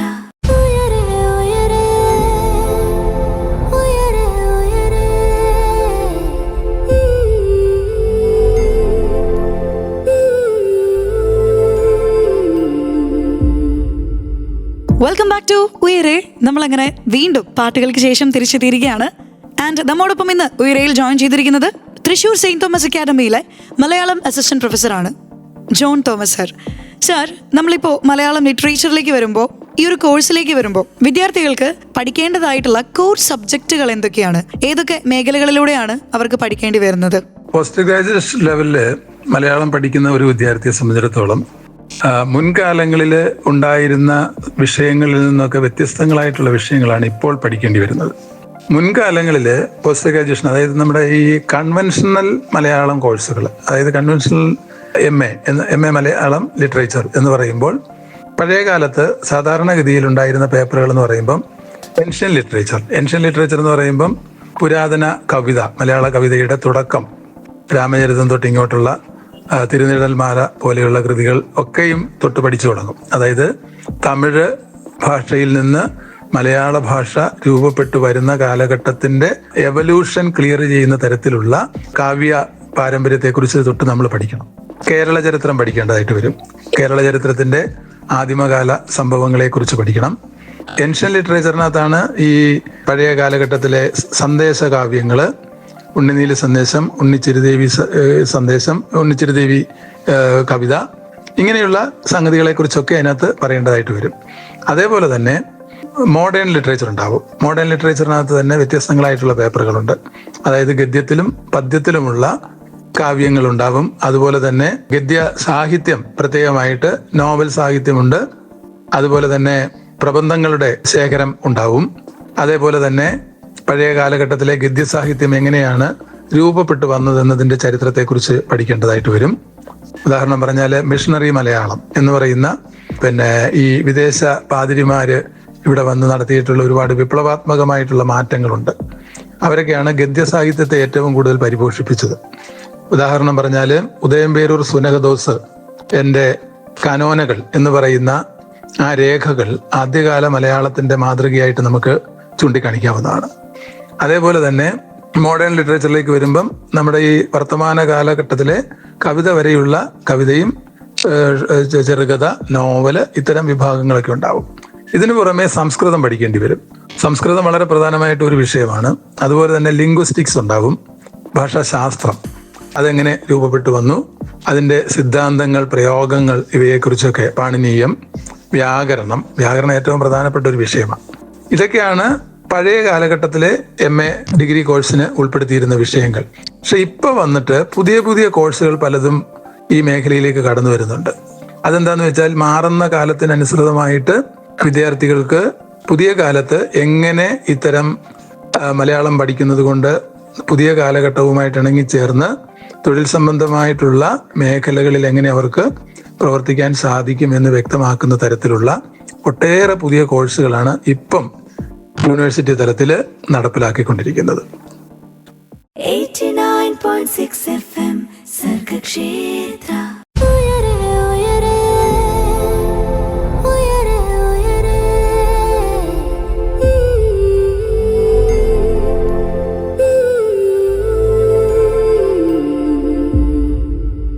Welcome back to Uyare, പറന്നുയരാൻ കൊതിക്കുന്നവർക്ക് ചിറകായി ഉയരെ. ഇന്ന് നമ്മോടൊപ്പം തൃശൂർ സെയിന്റ് തോമസ് അക്കാദമിയിലെ മലയാളം അസിസ്റ്റന്റ് പ്രൊഫസറായ ജോൺ സാറാണ് ജോയിൻ ചെയ്തിരിക്കുന്നത്. സാർ, കുറച്ച് മുൻപ് നമ്മൾ കോർ സബ്ജക്റ്റുകളെ പറ്റിയിട്ടൊക്കെ സംസാരിച്ചിരുന്നു. ആൻഡ് ഇനി കൂടുതൽ ഡീപ്പായിട്ട് നമ്മൾ ഈ ഒരു സബ്ജക്റ്റിലേക്ക് അല്ലെങ്കിൽ ഈ ഒരു മാറ്ററിലേക്ക് വരുമ്പോൾ ഇപ്പോൾ ക്രിയേറ്റീവ് റൈറ്റിംഗ്, അതുപോലെ റിസർച്ച്, ഇത്തരത്തിലുള്ള ഓപ്പർച്യൂണിറ്റീസ് ഒക്കെ ഈ കോഴ്സിനിടയിൽ വിദ്യാർത്ഥികൾക്ക് ആക്ച്വലി അവൈലബിൾ ആണോ, അവർക്ക് ലഭിക്കുന്നുണ്ടോ എന്നുള്ളതിനെ പറ്റി അറിയാൻ താല്പര്യമുണ്ട്. ഒപ്പം തന്നെ ഹയർ സ്റ്റഡീസിന്റെ ഒരു സാധ്യതയെ പറ്റി ഒന്ന് പറയാമോ സർ? ഞാൻ നേരത്തെ സൂചിപ്പിച്ചതിന്റെ ബാക്കിയായിട്ട് പറയുമ്പോൾ, കൺവെൻഷണൽ മലയാളം കോഴ്സുകളിൽ നിന്ന് വേറിട്ട് പുതിയ കാലഘട്ടത്തിൽ നമ്മുടെ തുഞ്ചൻപറമ്പിലെ മലയാളം സർവകലാശാല, കാലിക്കറ്റ് യൂണിവേഴ്സിറ്റിയുടെ കാലിക്കറ്റ് കേന്ദ്ര മേഖലയിൽ പ്രവർത്തിക്കുന്ന മലയാള വിഭാഗം, കാര്യവട്ടം ക്യാമ്പസിലുള്ള മലയാള വിഭാഗം, അതുപോലെ ഗാന്ധി യൂണിവേഴ്സിറ്റിയുടെ സ്കൂൾ ഓഫ് ലെറ്റേഴ്സ് വിഭാഗം, ഇങ്ങനെ കണ്ണൂർ യൂണിവേഴ്സിറ്റിയിലെ മലയാള വിഭാഗം, ഇങ്ങനെ ഓരോ യൂണിവേഴ്സിറ്റികളുടെയും മലയാള വിഭാഗങ്ങളെ എടുത്തു കഴിഞ്ഞാൽ നേരത്തെ സൂചിപ്പിച്ച ഈ കൺവെൻഷണൽ കോഴ്സുകൾക്ക് പുറമെ കൂടുതൽ തൊഴിലധിഷ്ഠിതമായ കോഴ്സുകളിലേക്ക് നമ്മുടെ MA പോസ്റ്റ് ഗ്രാജുവേഷൻ വിദ്യാഭ്യാസം മാറിയിട്ടുണ്ട്. അവിടെ ഏറ്റവും കൂടുതൽ ക്രിയേറ്റീവ് റൈറ്റിംഗ്, അതുപോലെ റിസർച്ച് ഓറിയന്റഡ് ആയിട്ടുള്ള വിഷയങ്ങളെയാണ് കൂടുതലായിട്ട് ഉൾപ്പെടുത്തുക. അവിടെ ഇപ്പോൾ വരുന്നത് പാരിസ്ഥിതിക സംബന്ധമായ പഠനങ്ങൾക്ക് വളരെ പ്രാമുഖ്യം മലയാള പഠനത്തിൽ ഉൾപ്പെടുത്തിയിട്ടുണ്ട്. പല യൂണിവേഴ്സിറ്റികളിലും അത് ഡിഗ്രി ലെവലിൽ തന്നെ ആരംഭിച്ചിട്ടുണ്ട്. ഇപ്പോൾ ഓട്ടോണമസ് കോളേജുകൾ ധാരാളം വന്നതോടുകൂടി പല കോഴ്സുകളും കോളേജുകൾക്ക് തന്നെ അവിടുത്തെ ബോർഡ് ഓഫ് സ്റ്റഡീസിന് ഫ്രെയിം ചെയ്യാനുള്ള സ്വാതന്ത്ര്യം കിട്ടിയിട്ടുണ്ട്. അവര് ഒരു കോഴ്സ് സിലബസും അതിന്റെ കരിക്കുലവും ഒക്കെ ഫ്രെയിം ചെയ്ത് കഴിഞ്ഞാൽ, അത് യൂണിവേഴ്സിറ്റിയുടെ അപ്രൂവൽ വാങ്ങിക്കഴിഞ്ഞാൽ അവർക്ക് സ്വതന്ത്രമായിട്ടുള്ള പല പേപ്പറുകളും അതിനകത്ത് ഉൾപ്പെടുത്താനുള്ള സ്വാതന്ത്ര്യമുണ്ട്. ഇതാണ് ഇപ്പോൾ വന്നിട്ടുള്ള വലിയൊരു മാറ്റം. ഇപ്പം നമ്മുടെ തുഞ്ചൻപറമ്പിൽ പ്രവർത്തിക്കുന്ന മലയാളം സർവകലാശാലയിൽ തന്നെ MAയുടെ വ്യത്യസ്തങ്ങളായിട്ടുള്ള ധാരാളം പേപ്പറുകളുണ്ട്. ഉദാഹരണം പറഞ്ഞാൽ ജേർണലിസം ബേസ്ഡ് ആയിട്ടുള്ള കോഴ്സ്, അതായത് പത്രമാധ്യമങ്ങളിൽ പ്രവർത്തിക്കാൻ താല്പര്യമുള്ളവർക്ക് മാധ്യമ സംബന്ധമായ പഠനങ്ങൾക്ക് കൂടുതൽ പ്രാമുഖ്യം കൊടുത്തുകൊണ്ടുള്ള MA ആണ് അവിടെ പ്ലാൻ ചെയ്തിട്ടുള്ളത്. അങ്ങനെയുള്ള ഒരു കോഴ്സുണ്ട്. ക്രിയേറ്റീവ് റൈറ്റിംഗ്, ഇപ്പോൾ ഉദാഹരണം പറഞ്ഞാൽ കഥ, നോവൽ, ചെറുകഥയിലൂടെയൊക്കെ എഴുതാനും ക്രിയേറ്റീവ് റൈറ്റിങ്ങിനോട് താല്പര്യമുള്ളവർക്ക്, ഇപ്പോൾ ഉദാഹരണം പറഞ്ഞാൽ തിരക്കഥാരചന, അങ്ങനത്തെ മേഖലകളിൽ താല്പര്യമുള്ളവർക്ക് വേണ്ടി പ്രത്യേകമായ കോഴ്സ് അവിടെ ലഭ്യമാണ്. അതേപോലെ തന്നെ ഈ കൺവെൻഷണൽ കോഴ്സിൽ ഇപ്പോൾ ലിംഗ്വിസ്റ്റിക്സുമായിട്ട് ബന്ധപ്പെട്ട് ഇപ്പോൾ ഭാഷയുടെ ശാസ്ത്രത്തെക്കുറിച്ച് താല്പര്യമുള്ളവർക്ക് ഭാഷാശാസ്ത്രത്തെക്കുറിച്ചും വ്യാകരണത്തെക്കുറിച്ചും പഠിക്കാൻ താല്പര്യമുള്ള കോഴ്സുകൾ തന്നെ അതിന് ഉതകുന്ന തരത്തിലുള്ള വ്യത്യസ്തങ്ങളായ കോഴ്സുകൾ അവിടെ ഫ്രെയിം ചെയ്തിട്ടുണ്ട്. അതുകൂടാതെ ഇപ്പം ഈ യാത്ര, ദേശ ചരിത്രം, പ്രാദേശിക ചരിത്ര പഠനം, ഈ പ്രാദേശിക ചരിത്ര പഠനം എന്ന് പറയുന്നതിന് വളരെ വലിയ സ്കോപ്പുള്ള ഒരു മേഖലയാണ്. കാരണം ഇപ്പൊ നമ്മള് ചരിത്രകാരന്മാര് പണ്ട് കാലഘട്ടത്തിൽ, ഇപ്പൊ ഉദാഹരണം പറഞ്ഞാൽ നമ്മുടെ ഇന്ത്യൻ ചരിത്രമൊക്കെ എടുത്തു നോക്കിയാൽ അതിലൊക്കെയും ബ്രിട്ടീഷുകാര് എഴുതി വെച്ച ചരിത്രങ്ങളെയാണ് നമ്മൾ ഇത്രയും കാലവും പിന്തുടർന്ന് വന്നത്. പക്ഷെ ഇപ്പോൾ അങ്ങനെയല്ല. ഈ പ്രാദേശിക മേഖലയിലുള്ള പിന്നെ ജാതി, വർഗം, അതുപോലെ ഓരോ പ്രാദേശിക മേഖലയിലുള്ള കലാ പ്രവർത്തനങ്ങളെ കുറിച്ചുള്ള നാടൻ കലകള്, അതുപോലെ നാടോടി പാരമ്പര്യം, ഫോക്ക്ലോർ, അതുപോലെ ഇത്തരം ഒരുപാട് വിഷയങ്ങൾ ഇപ്പം ഈ യൂണിവേഴ്സിറ്റി തലത്തിൽ മലയാള പഠനത്തിൽ ഉൾപ്പെടുത്തിയിട്ടുണ്ട്. അപ്പം അനന്തമായ സാധ്യതകൾ നമ്മുടെ യൂണിവേഴ്സിറ്റി തലത്തിലുള്ള പല കോഴ്സുകൾക്കും ഇപ്പം ലഭ്യമാകുന്നുണ്ട്. അപ്പോൾ ഇവിടെയൊക്കെ വേണ്ടത് എന്താണെന്ന് ചോദിച്ചു കഴിഞ്ഞാൽ, ഇതിലേക്കൊക്കെ പഠിക്കാനെത്തുന്ന വിദ്യാർത്ഥികൾ ആ മേഖലയിൽ റിസർച്ച് ഓറിയന്റഡ് ആയിട്ട് പ്രവർത്തിക്കാൻ താല്പര്യമുണ്ടെങ്കിൽ മാത്രമേ അവർക്ക് വലിയൊരു മേഖല വെട്ടിപ്പിടിക്കുവാനും അതുപോലെ ഒരു കരിയർ ഓറിയന്റഡ് ആയിട്ടുള്ള ഒരു സാധ്യതയിലേക്ക് അവർക്ക് എത്തപ്പെടാനും സാധിക്കുകയുള്ളൂ. അവിടെയാണ് പ്രശ്നം. കാരണം മുമ്പേ സൂചിപ്പിച്ചതുപോലെ വെറുതെ മറ്റ് കോഴ്സുകൾക്ക് സീറ്റ് കിട്ടാതെ വന്നാൽ മലയാളം പഠിച്ചേക്കാം എന്ന വിചാരത്തിൽ വരുന്നവരെ സംബന്ധിച്ചിടത്തോളം ഇതൊരു അനാവശ്യമായ പഠനമായിരിക്കും. എന്നാൽ ലക്ഷ്യബോധത്തോടു കൂടി താൻ ഇന്ന മേഖലയിൽ റിസർച്ച് ചെയ്യാൻ ആഗ്രഹിക്കുന്നു, താൻ ഇന്ന മേഖലയെക്കുറിച്ച് പ്രത്യേകമായി പഠിക്കാൻ ആഗ്രഹിക്കുന്നു എന്ന ഒരു ലക്ഷ്യബോധം മുമ്പേ തന്നെ ഒരു വിദ്യാർത്ഥിക്ക് ലഭിക്കുന്നുണ്ടെങ്കിൽ ആ വിദ്യാർത്ഥിയെ സംബന്ധിച്ചിടത്തോളം ഈ മലയാള പഠനത്തിന് അനന്തമായ സാധ്യതകൾ ലഭ്യമാണ്. അതിനുള്ള ഗൈഡൻസ് ഒക്കെയും തീർച്ചയായിട്ടും ഓരോ യൂണിവേഴ്സിറ്റികളിലുള്ള കോളേജുകളിൽ പ്രവർത്തിക്കുന്ന വളരെ ദീർഘവീക്ഷണത്തോടുകൂടി പ്രവർത്തിക്കുന്ന അധ്യാപകരുമായിട്ടൊക്കെ ബന്ധപ്പെട്ട് കഴിഞ്ഞാൽ അവർ നല്ലൊരു കാഴ്ചപ്പാട് ഈ കുട്ടിക്ക് പകർന്നു കൊടുക്കാനായിട്ട് സാധിക്കുകയും ചെയ്യും. ഉറപ്പായിട്ടും അനന്തമായ സാധ്യതകൾ റിസർച്ച് മേഖലയിൽ പ്രവർത്തിക്കുന്നവർക്ക് ഉണ്ട്. ഇപ്പൊ പറഞ്ഞ പോലെ ഈ പ്രാദേശിക ചരിത്രം എന്നൊക്കെ പറയുന്നതിന് വളരെ സാധ്യതകളുണ്ട്. അതേപോലെ തന്നെ നമ്മുടെ ചരിത്രത്തിൽ തന്നെ ലിംഗ്വിസ്റ്റിക്സ്, ഭാഷാശാസ്ത്രത്തെക്കുറിച്ചും വ്യാകരണത്തെക്കുറിച്ചുമൊക്കെ പഠിക്കുക എന്ന് പറഞ്ഞാൽ ഒരുപാട് സാധ്യതകളുള്ള ഒന്നാണ്. അപ്പൊ അതിനൊരു മറ്റൊരു ഉദാഹരണം പറയാം. ഇപ്പൊ നമ്മുടെ മലയാള സാഹിത്യത്തിൽ ഏറ്റവും കൂടുതൽ കോൺട്രിബ്യൂട്ട് ചെയ്തിട്ടുള്ള ഒരു വലിയ വിദേശ മിഷണറിയാണ് അർണോസ് പാതിരി. ഈ അർണോസ് പാതിരി എന്ന് പറയുന്ന മിഷണറി മലയാളം പഠിച്ച് സംസ്കൃതം പഠിച്ച് നമ്മുടെ ഭാഷയ്ക്ക് അനന്തമായ കാവ്യ പാരമ്പര്യം സംഭാവന ചെയ്തിട്ടുള്ള ഒരു കവിയാണ്. മറ്റൊരു പ്രത്യേകത, നമ്മുടെ സുകുമാർ അഴീക്കോട് ഈ അർണോസ് പാതിരിയെ കുറിച്ച് വിശേഷിപ്പിക്കുന്നത് എഴുത്തച്ഛൻ കഴിഞ്ഞാൽ പിന്നെ മലയാള ഭാഷയുടെ രണ്ടാം എഴുത്തച്ഛനാണ് അർണോസ് പാതിരി എന്നാണ്. അതിന്റെ അർത്ഥം എഴുത്തച്ഛൻ നൽകിയതുപോലെ തന്നെ സമാനമായ സാഹിത്യ ഭാഷാ സംഭാവനയാണ് അർണോസ് പാതിരി എന്ന ജർമ്മൻകാരനായ മിഷണറി മലയാള ഭാഷയ്ക്കും സാഹിത്യത്തിനും നൽകിയിട്ടുള്ളത്. ഇദ്ദേഹം രചിച്ചിട്ടുള്ള അനന്തമായ ഒരു കൃതിയുണ്ട്, ഗ്രമാറ്റിക്ക ഗ്രന്ഥോണിക്ക. അതായത് സംസ്കൃത വ്യാകരണമാണ്. സംസ്കൃത വ്യാകരണം അദ്ദേഹം രചിച്ചിട്ടുള്ളത് പോർച്ചുഗീസ് സംസ്കൃത ഭാഷകളിലാണ്. ഇതിന്നും നമുക്ക് കൃത്യമായ രീതിയിൽ ഇത് അതിന്റെ ഉള്ളടക്കം എന്താണെന്നുള്ളത് തിരിച്ചറിയാൻ പോലും നമ്മുടെ ഇവിടുത്തെ പണ്ഡിതന്മാർക്ക് സാധിച്ചിട്ടില്ല. അതിന്റെ കാരണം ഇത് പോർച്ചുഗീസ് ഭാഷയിലാണ് അതിന്റെ ഇന്റർപ്രിട്ടേഷൻസ് ഒക്കെ വന്നിരിക്കുന്നത്. സംസ്കൃതം മാത്രം അറിഞ്ഞതുകൊണ്ട് കാര്യമില്ല, പോർച്ചുഗീസ് കൂടി നന്നായി അറിയുന്ന, അതും പുരാതന പോർച്ചുഗീസ് ലാംഗ്വേജ് അറിയുന്ന ഒരാൾക്ക് മാത്രമേ അർണോസ് പാതിരിയുടെ ഗ്രമാറ്റിക്ക ഗ്രന്ഥോണിക്ക എന്ന് പറയുന്ന സംസ്കൃത വ്യാകരണ ഗ്രന്ഥം എന്താണെന്ന് തിരിച്ചറിയാൻ സാധിക്കും. അപ്പൊ ഇത് തീർച്ചയായിട്ടും ഗവേഷണത്തിന് അനന്തമായ സാധ്യതയുള്ള ഒരു മേഖലയാണ്. അർണോസ് പാതിരിയുടെ കാവ്യങ്ങൾ പലതും ഇന്നും നമ്മൾ പഠിച്ചിട്ടില്ല. അദ്ദേഹത്തിന്റെ നിഘണ്ടുവിനെ കുറിച്ച് ദീർഘമായി പഠിക്കാനുണ്ട്. അദ്ദേഹം ഏതാണ്ട് മലയാള ഭാഷയ്ക്കും സാഹിത്യത്തിനും ഏതാണ്ട് 5000-ലധികം പുതിയ പദങ്ങൾ നമ്മുടെ ഭാഷയിലേക്ക് സംഭാവന ചെയ്ത മഹാകവികളിൽ ഒരാളാണ് അർണോസ് പാതിരി. അപ്പോ അദ്ദേഹത്തെ നമ്മൾ ഏറ്റവും കൂടുതൽ ആദരിക്കേണ്ടതാണ്. രണ്ടാം എഴുത്തച്ഛൻ എന്ന് സുകുമാർ അഴീക്കോട് അദ്ദേഹത്തെ വിശേഷിപ്പിച്ചത് വെറുതെയല്ല. അതുപോലെ തന്നെ മലയാളത്തിലെ ആദ്യത്തെ വിലാപകാവ്യം രചിച്ച വ്യക്തിയാണ്, ഉമ്മാടെ ദുഃഖം എന്ന് പറയുന്ന കാവ്യം. മലയാളത്തിലെ ആദ്യത്തെ ഖണ്ഡകാവ്യം രചിച്ച വ്യക്തിയാണ് അർണോസ് പാതിരി. ജനോവ പർവം എന്ന് പറയുന്ന കാവ്യം മലയാളത്തിലെ ആദ്യത്തെ ഖണ്ഡകാവ്യമാണ്. മലയാളത്തിലെ ആദ്യത്തെ ഡിക്ഷണറി ചമച്ച വ്യക്തിയാണ്, പോർച്ചുഗീസ് മലയാളം ഡിക്ഷണറി. അതേപോലെ ഒട്ടേറെ നേട്ടങ്ങൾ, മരിയ ഭക്തി എന്ന് പറയുന്ന ഈ ക്രൈസ്തവ വിശ്വാസത്തിൽ യേശുവിന്റെ അമ്മയ്ക്ക് പ്രാമുഖ്യം കൽപ്പിക്കുന്നതിൽ അർണോസ് പാതിരിക്കുള്ള കോൺട്രിബ്യൂഷൻ വളരെ വലുതാണ്. ഇങ്ങനെ പല സ്ഥാനങ്ങളും ഒന്നാം സ്ഥാനത്ത് കൽപ്പിക്കാവുന്ന വ്യക്തിത്വമാണ്. പക്ഷെ മലയാള ഭാഷയുടെ ചരിത്രത്തിൽ പലപ്പോഴും അർണോസ് പാതിരി തമസ്കരിക്കപ്പെട്ടതിന്റെ ഒരുപാട് ഉദാഹരണങ്ങൾ പറയാം. പക്ഷെ ഇപ്പൊ അതൊക്കെ മാറി തുടങ്ങിയിട്ടുണ്ട് എന്നത് എടുത്തു പറയേണ്ട വസ്തുതയാണ്. ഇപ്പം അർണോസ് പാതിരിയുടെ കെയർ ഓഫില് കേരളത്തിലെ 24 കോളേജുകളിൽ തൃശ്ശൂരിലെ വേലൂരിൽ പ്രവർത്തിക്കുന്ന അർണോസ് പാതിരി അക്കാദമിയുടെ നേതൃത്വത്തിൽ 24ഓളം കോളേജുകളിൽ അർണോസ് ചെയറുകൾ സ്റ്റാർട്ട് ചെയ്ത് കഴിഞ്ഞു. തിരുവനന്തപുരത്ത് മറിവാനിയസ് കോളേജ് തൊട്ട് കൂത്തുപറമ്പിലെ കോളേജിൽ വരെ അത് എത്തപ്പെട്ട് കഴിഞ്ഞു. അത് കൂടുതൽ വ്യാപകമായി വരുന്നതോടുകൂടി അർണോസ് പാതിരിയെ പോലുള്ളവരുടെ ഭാഷാ നേട്ടങ്ങളെ നമ്മൾ കൂടുതൽ പഠിക്കും എന്ന കാര്യത്തിൽ തർക്കമില്ല. 89.6 FM സർഗക്ഷേത്ര.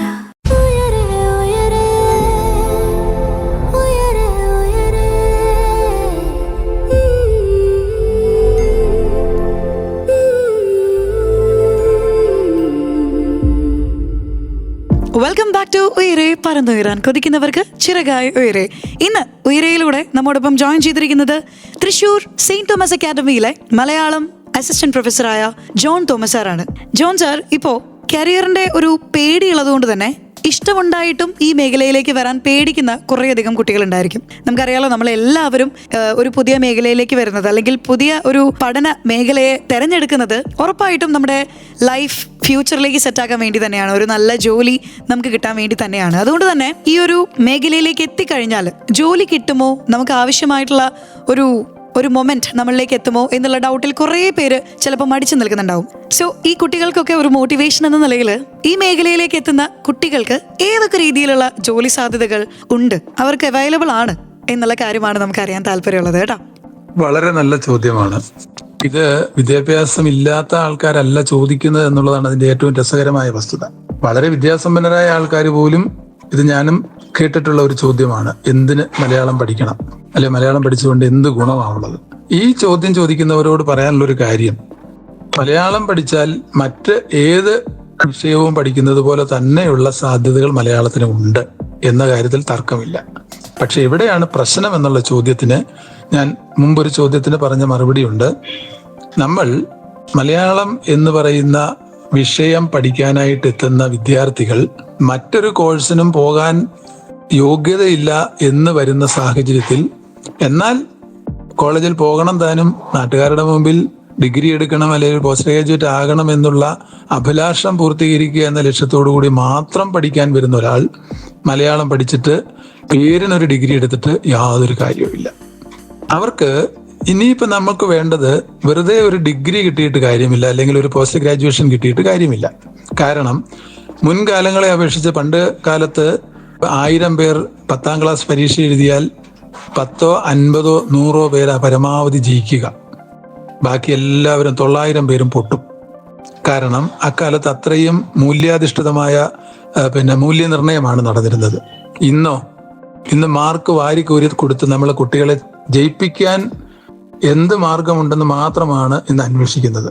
അപ്പൊ 1000 പേർ പരീക്ഷ എഴുതിയാൽ 999 പേരും പരീക്ഷ ജയിക്കുന്ന സാഹചര്യത്തിൽ 1000 പേരുമാണ് പരമാവധി മിക്കവാറും ജയിപ്പിച്ചിരിക്കും. എങ്കിലും ഒരാൾ പോകുന്നതെങ്കിൽ തീരെ ഗതിയില്ലാത്ത അവസ്ഥയിലായിരിക്കും.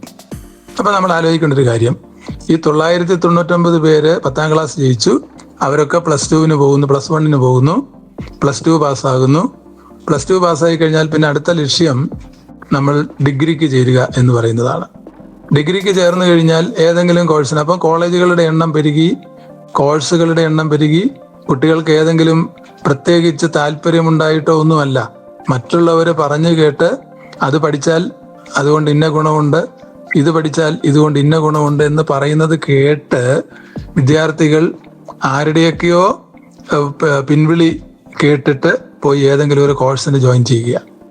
അത് കഴിഞ്ഞാൽ പിന്നെ ഡിഗ്രി എടുത്ത് എങ്ങനെയെങ്കിലുമൊക്കെ ഡിഗ്രി തട്ടിമുട്ടി പാസ്സായി കഴിഞ്ഞാൽ എന്നാൽ പിന്നെ ശരി, അടുത്ത പോസ്റ്റ് ഗ്രാജുവേഷൻ ഇന്ന കോഴ്സിന് പോകാം. ഇതല്ല നമുക്കിനി ഉണ്ടാവേണ്ട ഒരു അവസ്ഥ. ഈ അവസ്ഥയൊക്കെ മാറണം.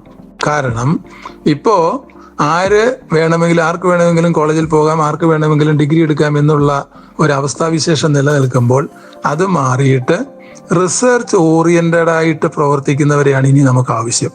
റിസർച്ച് ഓറിയന്റഡ് ആയിട്ട് പ്രവർത്തിക്കുന്നവർക്ക് മാത്രമേ ഇനി മുന്നോട്ട് പോകാനായിട്ട് സാധിക്കുകയുള്ളൂ. അല്ലാതെ പേരിനൊരു ഡിഗ്രി എടുത്തിട്ട് കാര്യമില്ല. അപ്പം മലയാളത്തിന്റെ കാര്യത്തിലും അത് തന്നെയാണുള്ളത്.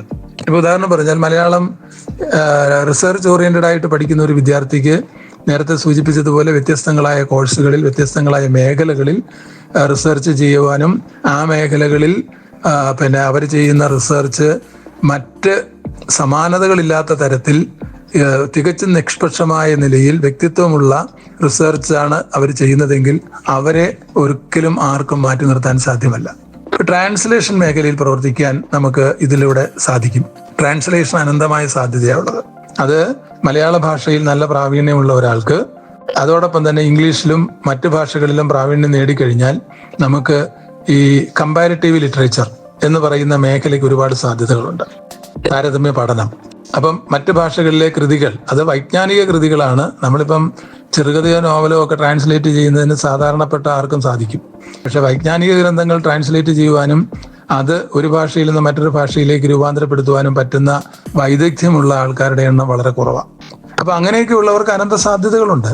അതുപോലെ അധ്യാപന രംഗത്തെക്കുറിച്ച് പറഞ്ഞു കഴിഞ്ഞാൽ അധ്യാപന രംഗത്തും ഇന്ന് പേരിനൊരു MA എടുത്ത് PhD ചെയ്തു എന്ന് പറഞ്ഞത് കൊണ്ട് മാത്രം ഒരു അധ്യാപകനായിട്ട് ശോഭിക്കാൻ സാധിക്കില്ല. അവർക്കും ഈ പറഞ്ഞതുപോലെ തന്നെ കൂട്ടത്തിൽ നിന്ന് മാറി സഞ്ചരിക്കാൻ കഴിയുന്ന, 1000-ൽ ഒരുവനാകാതെ 1000-ൽ നിന്ന് വേറിട്ട് നിൽക്കുന്ന ഒരു വ്യക്തിയാകാൻ സാധിക്കുന്ന ഒരു വ്യക്തിക്ക് മാത്രമേ ഇന്ന് ജീവിതത്തിൽ സമൂഹത്തിൽ മുന്നേറാൻ സാധിക്കുകയുള്ളൂ. അപ്പൊ മലയാളത്തിന്റെ അനന്ത സാധ്യത എന്ന് പറയുന്നത് മറ്റേത് കോഴ്സ് പോലെ തന്നെയാണ്. അപ്പം ഇപ്പം നമ്മൾ പക്ഷെ നേരിടുന്ന ഏറ്റവും വലിയൊരു വെല്ലുവിളി എന്താണെന്ന് ചോദിച്ചാൽ, പഠിച്ചിറങ്ങുന്ന വിദ്യാർത്ഥികളുടെ എണ്ണത്തിനനുസൃതമായിട്ട് ജോലി സാധ്യതകളില്ല. അത് വലിയൊരു പ്രശ്നമാണ്. അതെന്താണെന്ന് ചോദിച്ചു കഴിഞ്ഞാൽ, എല്ലാവരും പഠിക്കാനായിട്ട് പോകുന്നു. ഇപ്പൊ ഉദാഹരണം മുൻകാലങ്ങളിൽ നമ്മൾക്കറിയാം, എല്ലാവരും ഡോക്ടർമാരാകണം, എഞ്ചിനീയർമാരാകണം എന്നുള്ളൊരു മോഹത്തിൽ ആണ് പഠിക്കുന്നത്. അപ്പൊ എല്ലാവരും ഡോക്ടർമാരായി കഴിഞ്ഞാൽ എന്താ സംഭവിക്കുക? ഇന്ന് നമ്മൾ നേരിട്ട് കൊണ്ടിരിക്കുന്ന പ്രശ്നങ്ങൾ അതാണ്. മെഡിക്കൽ രംഗം എടുത്ത് നോക്കിക്കഴിഞ്ഞാൽ MBBS പാസ്സായി ഇറങ്ങുന്ന ഒരാൾക്ക് ജോലിയില്ലാതെ അവർ വേറെ എത്രയോ മേഖലകളിൽ MBBSുമായിട്ട് യാതൊരു ബന്ധമില്ലാത്ത മേഖലകളിൽ ലക്ഷക്കണക്കിന് രൂപ പഠിക്കാൻ ചിലവഴിച്ചിട്ട് മറ്റു മേഖലകളിൽ പ്രവർത്തിക്കുന്നു. BDS പാസ്സായിട്ട് മറ്റു മേഖലകളിൽ BDSുമായിട്ട് ഒരു ബന്ധവും ഇല്ലാത്ത മേഖലകളിൽ പ്രവർത്തിക്കുന്ന ആയിരക്കണക്കിന് യുവതി യുവാക്കളുണ്ട്. എഞ്ചിനീയറിംഗ് പാസ്സായിട്ട് എഞ്ചിനീയറിംഗ് മേഖലയുമായിട്ട് ഒരു ബന്ധമില്ലാത്ത ബാങ്കിങ് മേഖലയിലും മറ്റും പ്രവർത്തിക്കുന്നവരുടെ എണ്ണം ഇന്ന് വളരെ കൂടുതലാണ്. എന്തുകൊണ്ട് എന്നുള്ള ചോദ്യത്തിന് എല്ലാത്തിനും ഒരു സാച്ചുറേറ്റഡ് പോയിന്റ് ഉണ്ട്. നമ്മൾ ആവശ്യത്തിനനുസൃതമായിട്ടല്ല ഇവിടെ പഠിക്കുന്നത്. എല്ലാവരും പഠിക്കാൻ പോകുന്നു, എന്നാൽ പിന്നെ ഞാനും പഠിക്കാൻ പോകുന്നു. അങ്ങനെ പഠിച്ചിട്ട് കാര്യമില്ല. നിങ്ങൾക്ക് എന്ത് പഠിക്കണം എന്നുള്ളതിനെക്കുറിച്ച് നിങ്ങൾക്ക് സ്വന്തമായ ഒരു തീരുമാനം ഉണ്ടാവണം. നിർഭാഗ്യകരമെന്ന് പറയാം, നമ്മുടെ ഇന്നത്തെ വിദ്യാഭ്യാസ സമ്പ്രദായത്തിൽ വിദ്യാർത്ഥികളെ സ്വയം ചിന്തിക്കാൻ പ്രേരിപ്പിക്കുന്ന തലത്തിൽ നിന്ന് മാറി അവരെ ഇങ്ങനെ സ്പൂൺ ഫീഡിങ് ചെയ്ത് ഒന്നിനും കൊള്ളാത്ത ഒരു സമൂഹമാക്കി രൂപാന്തരപ്പെടുത്തുന്ന ഒരു പ്രവണത നിലനിൽക്കുന്നുണ്ട്. അത് മാറാതെ ഈ പറഞ്ഞ നമ്മുടെ വിദ്യാഭ്യാസ മേഖല രക്ഷപ്പെടുകയില്ല എന്നതാണ് വാസ്തവം. 89.6 FM സർഗക്ഷേത്ര.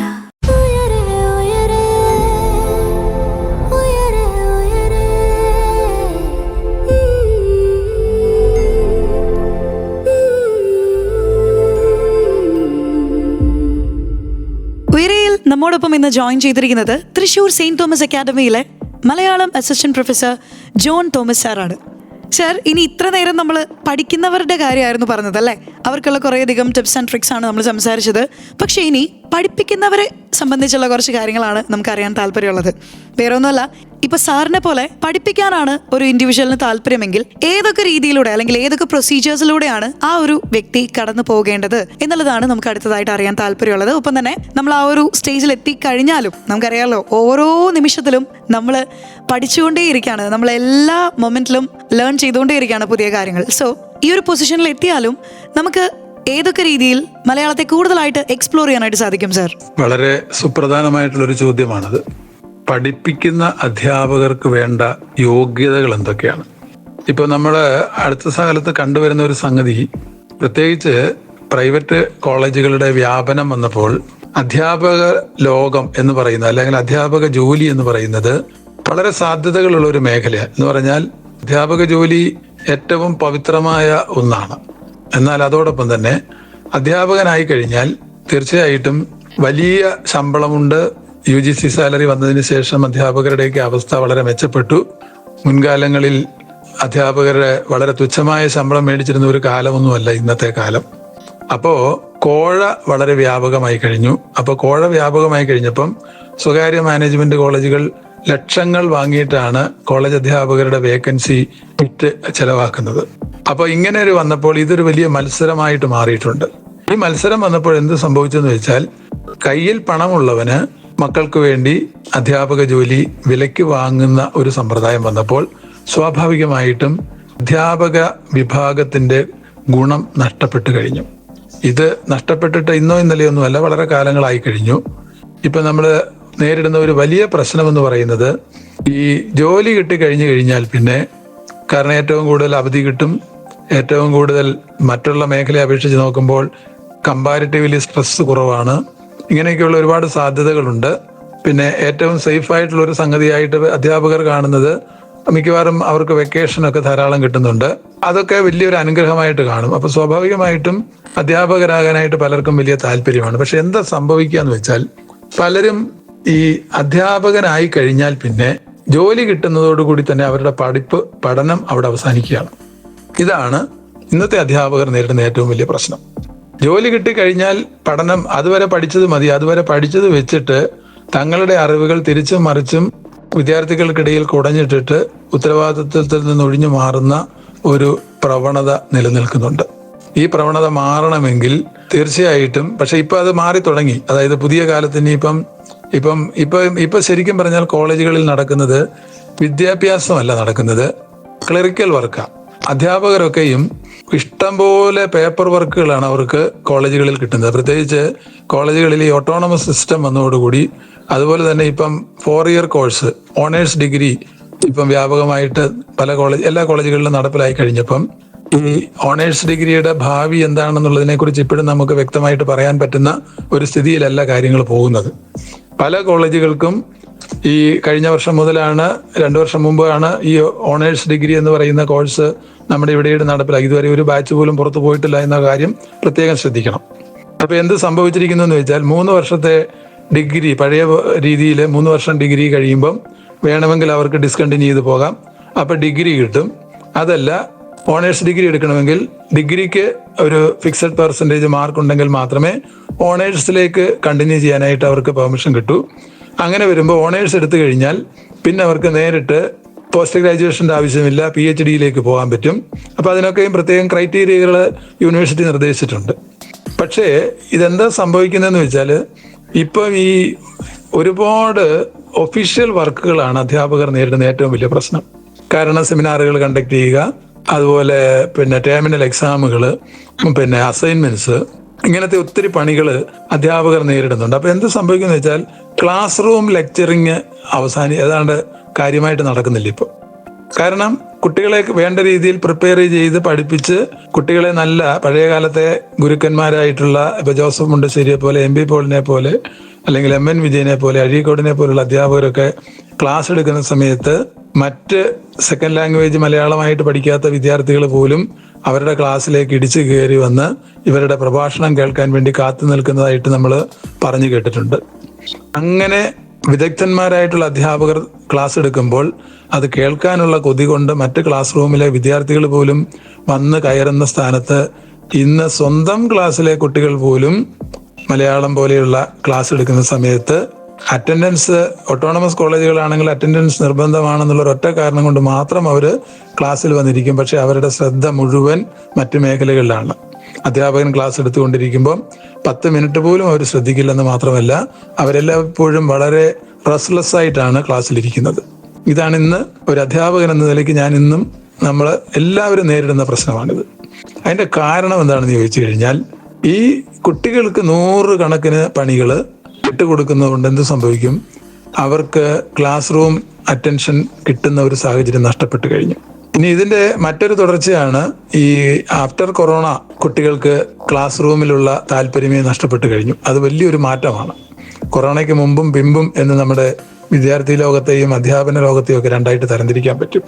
കാരണം ഇപ്പോൾ വിദ്യാർത്ഥികളുടെ പ്രശ്നം എന്താണെന്ന് ചോദിച്ചു കഴിഞ്ഞാൽ, കുട്ടികളെ നമ്മൾക്ക് എത്ര വിദഗ്ധനായ അധ്യാപകനാണെങ്കിലും അവരെ ഒരു 10 മിനിറ്റ് നേരം പിടിച്ചിരുത്തി ശ്രദ്ധ അധ്യാപകരിലേക്ക് കേന്ദ്രീകരിക്കുക എന്ന് പറയുന്നത് വളരെ പ്രയാസമാണ്. അപ്പൊ ഇതിനകത്ത് വിദ്യാർത്ഥികളും കുറ്റക്കാരാണ്, അധ്യാപകരും കുറ്റക്കാരെന്ന് തന്നെ പറയാനാണ് ഇഷ്ടം. കാരണം അധ്യാപകർക്ക് 100 കണക്കിന് ക്ലറിക്കൽ ജോലികൾ കൊടുക്കുമ്പോൾ അവർക്ക് ക്ലാസ്സിന് വേണ്ടി പ്രിപ്പയർ ചെയ്യാൻ നേരമില്ലാതാകുന്നു, ക്ലാസ് കൃത്യമായിട്ട് എടുക്കാൻ നേരമില്ലാതാകുന്നു.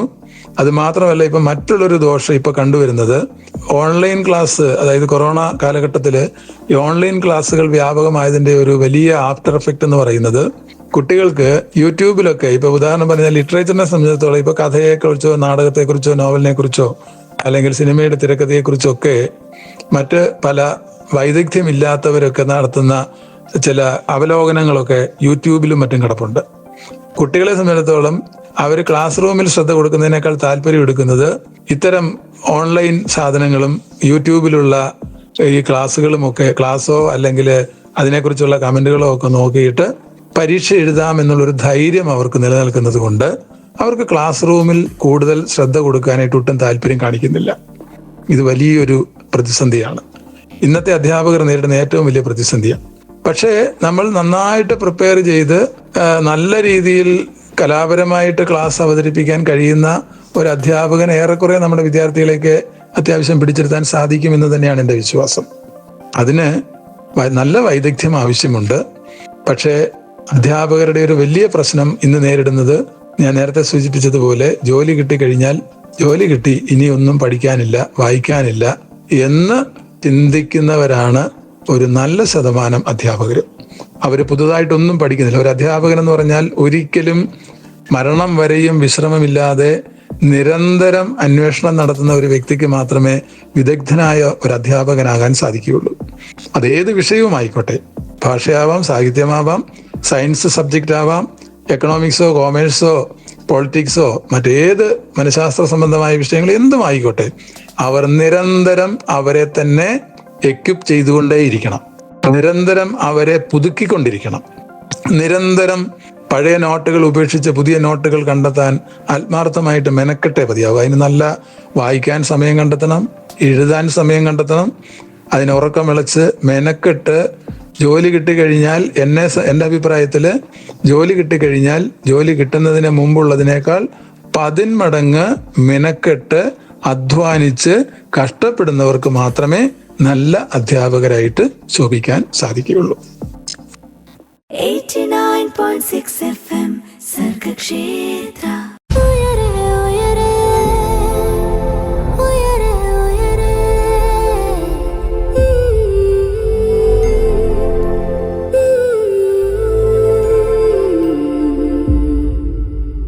അങ്ങനെ ഉയരയിലേക്ക് നമ്മൾ ഇതാ വീണ്ടും തിരിച്ചെത്തിയിരിക്കുകയാണ്. ഒരുപാട് കാര്യങ്ങൾ ഇന്ന് ഉയരയിലൂടെ നമ്മൾ അറിഞ്ഞുകൊണ്ടിരിക്കുകയാണ് അല്ലേ.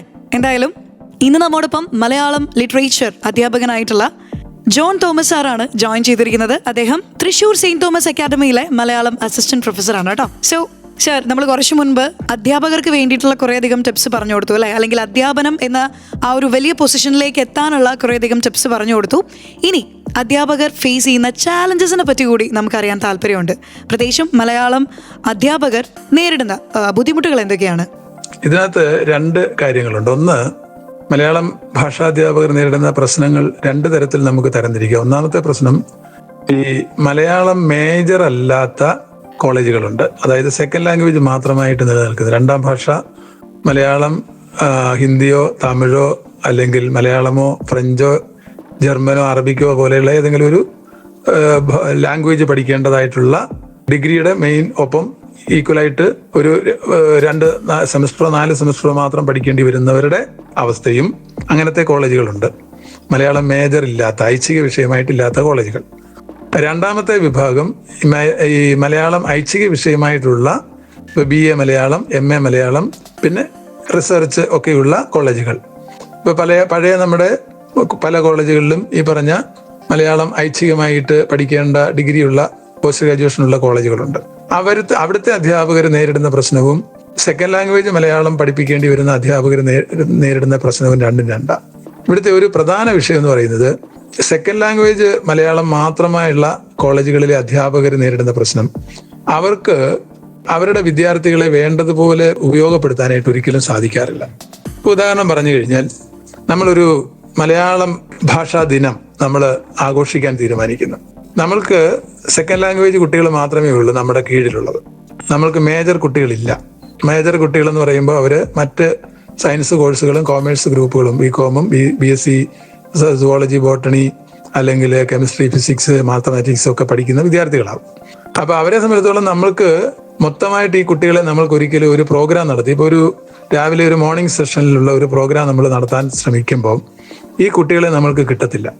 അല്ലെങ്കിൽ നമ്മൾക്ക് അതുപോലെ ഇച്ഛാശക്തിയുള്ള അധ്യാപകരും അതുപോലെ കോളേജിന്റെ മാനേജ്മെന്റോ അല്ലെങ്കിൽ പ്രിൻസിപ്പളോ ഒക്കെ നമ്മൾക്കിപ്പം ഒരു ഹാഫ് ഡേ ഫംഗ്ഷൻ നടത്തണമെന്നുണ്ടെങ്കിൽ നമ്മൾക്ക് പരിപൂർണമായിട്ട് മലയാളം സെക്കൻഡ് ലാംഗ്വേജ് പഠിക്കുന്ന മുഴുവൻ വിദ്യാർത്ഥികളെയും വിട്ടുകിട്ടണമെന്നുണ്ടെങ്കിൽ ഏതൊക്കെ ക്ലാസ്സുകളിലെ കുട്ടികളാണോ നമ്മളുടെ കീഴിൽ വരുന്നത് ആ കോഴ്സുകളുടെ എല്ലാ കുട്ടികളും ആ കോഴ്സുകളിലെ അധ്യാപകർ, HOD ഉൾപ്പെടെയുള്ള ഇവർ അംഗീകരിച്ചെങ്കിൽ മാത്രമേ നമുക്ക് ഈ കുട്ടികളെ കിട്ടുകയുള്ളൂ. അപ്പൊ എന്താ സംഭവിക്കാന്ന് വെച്ചാൽ, പലപ്പോഴും മലയാളം പഠിപ്പിക്കുന്ന ആ സമയം നോക്കിയിട്ടാണ് പലപ്പോഴും പ്രോഗ്രാമുകൾ നമ്മൾ ഓർഗനൈസ് ചെയ്യുക.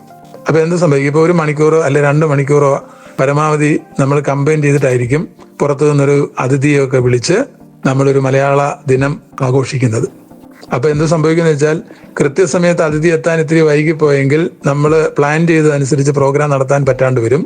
അപ്പൊ എന്ത് സംഭവിക്കുന്ന വെച്ചാൽ, നമ്മുടെ മണിക്കൂർ ഇപ്പൊ ഉദാഹരണം പറഞ്ഞാൽ 10 മുതൽ 12 മണി വരെയാണ് നമുക്ക് ഈ പ്രോഗ്രാമിനുള്ള പെർമിഷൻ കോളേജിൽ നിന്നും മറ്റ് HODമാരിൽ നിന്നും കിട്ടിയിരിക്കുന്നതെങ്കിൽ 12 മണിക്കുള്ളിൽ കൃത്യമായി നമ്മൾ ഈ പ്രോഗ്രാം നടത്തി തീർത്തില്ലെങ്കിൽ 12 മണിക്ക് ശേഷമുള്ള അവർ വേറെ ഏതെങ്കിലും മേജർ ഡിപ്പാർട്ട്മെന്റിലെ ക്ലാസ് ആണ് ഈ കുട്ടികളെങ്കിൽ ആ കുട്ടികളെല്ലാവരും അവിടെ നിന്ന് എഴുന്നേറ്റ് പോക്കളയും. ഫലത്തിൽ നമ്മൾ പ്രോഗ്രാം ഓർഗനൈസ് ചെയ്തത് നിരർത്ഥകമായിട്ട് മാറും. ഇതിന്ന് ഇത്തരം സെക്കൻഡ് ലാംഗ്വേജ് മാത്രം മലയാളമുള്ള കോളേജുകളിലെ അധ്യാപകർ നേരിടുന്ന വലിയൊരു വെല്ലുവിളിയാണ്. ഇത് ഞാനും അനുഭവിച്ചിട്ടുള്ളതാണ്.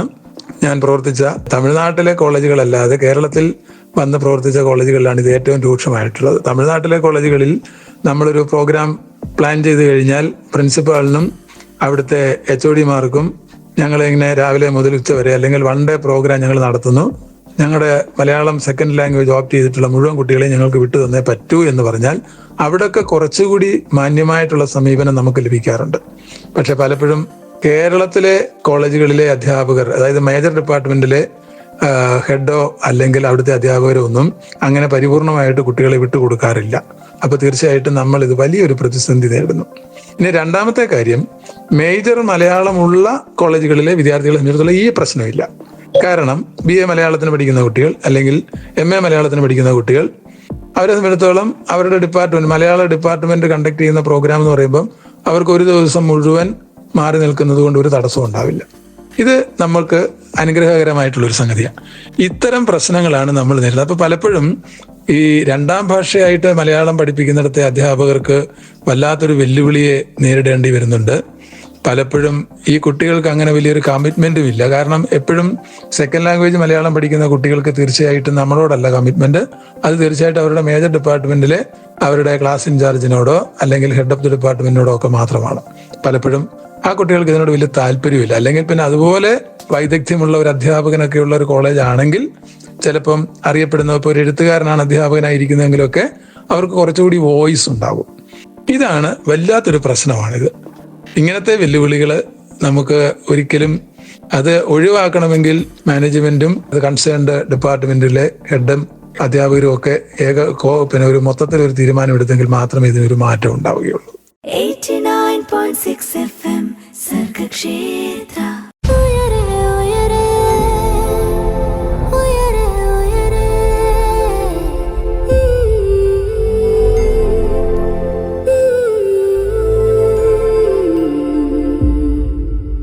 Once again welcome back to Uyare. പറന്നുയരാൻ കൊതിക്കുന്നവർക്ക് ചിറകായി ഉയരെ. കൂടെയുള്ളത് അന്നയാണ് കേട്ടോ. ആൻഡ് നമ്മോടൊപ്പം ഇന്ന് ഉയരയിൽ ജോയിൻ ചെയ്തിരിക്കുന്നത് തൃശൂർ സെയിന്റ് തോമസ് അക്കാദമിയിലെ Malayalam assistant professor John Thomas സാറാണ്. സാർ ഇന്ന് ഒരുപാട് കാര്യങ്ങൾ ഈ ഒരു മൊമെന്റ് വരെ നമ്മളിലേക്ക് എത്തിച്ചിരുന്നു. മലയാള ഭാഷയുടെ ഒരു ഇമ്പോർട്ടൻസിനെ പറ്റിയും അല്ലെങ്കിൽ നമ്മൾ ഇതുവരെ കേൾക്കാത്ത, നമ്മൾ ഇതുവരെ അറിയാത്ത മലയാളത്തിന്റെ സാധ്യതകളെ പറ്റിയും നമ്മൾ ഇത്രയും നേരം കേട്ടു. ഇനി ഈ ഒരു മേഖലയിലേക്ക് കടന്നു വരാൻ ആഗ്രഹിക്കുന്ന വിദ്യാർത്ഥികളുടെ അടുത്ത് അല്ലെങ്കിൽ ഇൻഡിവിജ്വൽസിന്റെ അടുത്ത് സാറിന് എന്ത് അഡ്വൈസ് ആണ് കൊടുക്കാനുള്ളത്? മലയാള സാഹിത്യം പഠിച്ച് മലയാള സാഹിത്യത്തിൽ ആകൃഷ്ടരായി ഈ മേഖലയിൽ വരാൻ ഉദ്ദേശിക്കുന്നവരോട് പറയാനുള്ള പ്രധാന കാര്യം, അഭിമുഖത്തിന്റെ പല ഘട്ടങ്ങളിലായിട്ട് സൂചിപ്പിച്ചതുപോലെ വെറും ഒരു ആവേശത്തിന്റെ പുറത്തോ മറ്റുള്ളവരുടെ പ്രേരണയുടെ പുറത്തോ അല്ലെങ്കിൽ വേറെ ഒന്നും എന്നെ കൊണ്ട് സാധിക്കില്ല എന്നാൽ പിന്നെ മലയാളം പഠിച്ചേക്കാം എന്ന മട്ടിൽ ഈ കോഴ്സ് നിങ്ങൾ തിരഞ്ഞെടുക്കരുത് എന്ന് മാത്രമാണ്. കാരണം എല്ലാ കോഴ്സുകളും പോലെ മറ്റെല്ലാ സബ്ജക്റ്റും പോലെ ഏത് സബ്ജക്റ്റ് ആയിരുന്നാലും, അതിപ്പം ഭാഷയെ സംബന്ധിക്കുന്നതാവാം, സാഹിത്യത്തെ സംബന്ധിക്കുന്നതാവാം, അതല്ലെങ്കിൽ ശാസ്ത്ര സാങ്കേതിക വിഷയങ്ങളെ സംബന്ധിക്കുന്നതാവാം, ഏത് വിഷയമായിരുന്നാലും നിങ്ങൾ ആത്മാർത്ഥമായിട്ട് പഠിക്കണം എന്ന് ആഗ്രഹിക്കുന്നുണ്ടെങ്കിൽ അത് നിങ്ങളോട് തന്നെ കുറെ ചോദ്യങ്ങൾ ചോദിച്ച് പല വശങ്ങളിലൂടെ നിങ്ങളെ തന്നെ ഒന്ന് അനലൈസ് ചെയ്ത് നിങ്ങളെ തന്നെ ഒന്ന് സെൽഫായിട്ട് മോട്ടിവേറ്റ് ചെയ്ത് ഇത് എനിക്ക് പറ്റുമോ, അല്ലെങ്കിൽ നിങ്ങൾക്ക് അതിന് വേണമെങ്കിൽ ആ മേഖലയിൽ പ്രവർത്തിക്കുന്ന വിദഗ്ധരായിട്ടുള്ള ആൾക്കാരുടെ അടുത്ത് നിങ്ങൾക്കൊരു ഉപദേശം ചോദിക്കാവുന്നതാണ്. അല്ലെ അനുഭവസമ്പന്നരായിട്ടുള്ള ആൾക്കാരെ മാത്രം കണ്ട് നിങ്ങളുടെ മനസ്സിലുള്ള ഉത്കണ്ഠകളൊക്കെ പങ്കുവെച്ച് അവരുടെ വിശദീകരണങ്ങളൊക്കെ കേട്ട് നിങ്ങൾക്ക് അതിലേക്ക് ഒരു തീരുമാനത്തിലേക്ക് എത്താൻ പറ്റും. അല്ലാതെ നിങ്ങൾ വെറുതെ ഒരു ആവേശത്തിന്റെ, താൽക്കാലികമായ ആവേശത്തിന്റെ പുറത്ത് മലയാള സാഹിത്യം എന്ന് മാത്രമല്ല ഒരു വിഷയവും പഠിക്കാൻ വേണ്ടി ഇറങ്ങരുത്. ഇന്ന് നിങ്ങൾ ശ്രദ്ധിക്കേണ്ട ഒരു കാര്യം എന്താണെന്ന് ചോദിച്ചാൽ, ഇന്ന് പഠിച്ചിറങ്ങുന്നവരും വിജയിച്ചിറങ്ങുന്നവരുടെ എണ്ണം വളരെ കൂടുതലാണ്. മുൻകാലങ്ങളിൽ നമുക്കിപ്പോൾ ഒരു ജോലി വേണം എന്ന് ആഗ്രഹിക്കുന്നുവെങ്കിൽ 10ാം ക്ലാസ് പാസ്സായവരെയാണ് ജോലിക്ക് തിരഞ്ഞെടുക്കുന്നതെന്ന് സപ്പോസ് വിചാരിക്കുക. പഴയ കാലത്ത് നേരത്തെ സൂചിപ്പിച്ചതുപോലെ 1000 പേര് 10ാം ക്ലാസ് പരീക്ഷ എഴുതിയാൽ ജയിക്കുന്നത് പരമാവധി 100 പേരാവാം. അപ്പോൾ അന്ന് തൊഴിൽ സാധ്യതകൾ കുറവായിരുന്നു, എന്നാൽ ആപ്ലിക്കൻസിന്റെ എണ്ണം കൂടുതലായിരുന്നു, വിദ്യാസമ്പന്നരുടെ എണ്ണം കുറവായിരുന്നു. അപ്പൊ എന്ത് സംഭവിക്കുന്ന വെച്ചാൽ 10 പേരെ തിരഞ്ഞെടുക്കേണ്ട ഒരു വേക്കൻസിക്കാണെങ്കിൽ 10ാം ക്ലാസ് പാസ്സായി 100 പേരും അപേക്ഷിക്കുകയാണെങ്കിൽ അതിൽ നിന്ന് അവർക്കൊരു ഇന്റർവ്യൂ നടത്തി അല്ലെങ്കിൽ ഒരു ടെസ്റ്റ് നടത്തി ഈ 100ൽ 10 മികച്ച ആരെ തിരഞ്ഞെടുക്കാൻ വളരെ നിസ്സാരമായിട്ട് സാധിക്കും. ഇന്ന് കാര്യം നേരെ തിരിഞ്ഞു. 1000 പേര് പരീക്ഷ എഴുതിയാൽ 1000 പേരും ജയിക്കും. 1000 പേർക്ക് നല്ല മാർക്കുണ്ടാവും. ഈ 1000 പേർക്ക് നല്ല മാർക്കുണ്ടെങ്കിൽ അതിൽ നിന്ന് മാർക്കിന്റെ അടിസ്ഥാനത്തിൽ അവരിൽ നിന്ന് മികച്ചവരെ നമുക്ക് ഒരിക്കലും തിരഞ്ഞെടുക്കാൻ പറ്റില്ല. പിന്നെന്താണ് ഒരു ഓപ്ഷൻ? പിന്നുള്ളത് പലതരത്തിലുള്ള ആപ്റ്റിറ്റ്യൂഡ് ടെസ്റ്റുകൾ കൊടുക്കാം. അവരെ ചെയ്യാൻ ഉദ്ദേശിക്കുന്ന ജോലിയുടെ ഒരു മാതൃക അല്ലെങ്കിൽ ഒരു പ്രോജക്റ്റ് അവരെ കൊണ്ട് ചെയ്യിച്ചു നോക്കാം. പക്ഷെ അതിനൊക്കെ ഒരുപാട് സമയമെടുക്കും. അങ്ങനെ ഒരു പ്രശ്നമുണ്ട്. അപ്പോൾ ജയിച്ച് വരുന്നവരുടെ എണ്ണം കൂടുതലും അപേക്ഷകരുടെ എണ്ണം കൂടുതലും വേക്കൻസി കുറയുകയും ചെയ്തു. അപ്പം 1000 പേര് ജയിച്ചിറങ്ങുന്നവരിൽ നിന്ന് എനിക്ക് 5 പേരുടെ പോസ്റ്റാണ് എൻ്റെ സ്ഥാപനത്തിൽ ഫില്ല് ചെയ്യാനുള്ളതെങ്കിൽ ഈ 1000ൽ നിന്ന് ഏറ്റവും മികച്ച 5 പേരെ എനിക്ക് തിരഞ്ഞെടുക്കേണ്ടി വന്നാൽ ഞാൻ ഒരുപാട് പ്രശ്നങ്ങളെ നേരിടേണ്ടി വരും ഇവരിൽ നിന്ന് ഏറ്റവും മികച്ചവരെ കണ്ടെത്താൻ. അപ്പോൾ ഇതിനുള്ള ഒറ്റ പോംവഴി എന്താണെന്ന് ചോദിച്ചാൽ, ഇന്ന് എല്ലാവരും ഇങ്ങനെ ജയിച്ചിറങ്ങുന്നവരാണ്, എല്ലാവരും എന്തൊക്കെയോ അറിയാം എന്നുള്ള മട്ടിലുള്ളവരാണ്. ഈ കൂട്ടത്തിൽ നിന്ന് നിങ്ങൾക്ക് വേറിട്ട് നിൽക്കാൻ സാധിക്കുന്നില്ല എങ്കിൽ നിങ്ങൾക്കൊരിക്കലും ഈ രംഗത്ത് ശോഭിക്കാൻ സാധ്യമല്ല. അപ്പൊ അതുകൊണ്ടാണ് മുൻപേ സൂചിപ്പിച്ചതുപോലെ നിങ്ങൾ ഭാഷയെയും സാഹിത്യത്തെയും ഒക്കെ ആത്മാർത്ഥമായിട്ട് സ്നേഹിക്കുന്നവരായിട്ട് മാറിയെങ്കിൽ മാത്രമേ അതിൽ തന്നെ ഏതെങ്കിലും ഒരു റിസർച്ച് ഓറിയന്റഡ് ആയിട്ട് പ്രവർത്തിക്കുവാൻ നിങ്ങൾക്ക് സാധിക്കും എന്നുറപ്പുണ്ടെങ്കിൽ ഉറപ്പായിട്ടും നിങ്ങൾക്ക് നിങ്ങളുടേത് മാത്രമായ ഒരു വഴി തെളിക്കാൻ സാധിക്കും. അങ്ങനെ തെളിച്ചാൽ ഉറപ്പായിട്ടും നിങ്ങൾ മറ്റുള്ളവരിൽ നിന്ന് എല്ലാ അർത്ഥത്തിലും വ്യത്യസ്തരായിരിക്കും.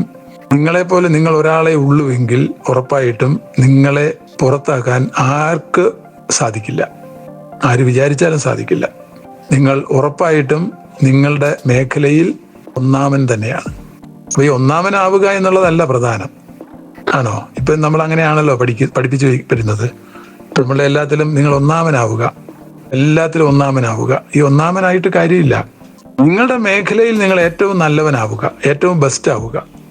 അല്ലാതെ ഏറ്റവും കൂട്ടത്തിൽ ഓട്ടപ്പന്തയത്തിൽ മത്സരിച്ച് ഓടി മുന്നിൽ കയറുക എന്നുള്ളതിനപ്പുറത്ത് ആ പെർഫോമൻസിൽ നിങ്ങൾ ഏറ്റവും മികച്ചവനാവുക എന്നതാണ് പ്രധാനം.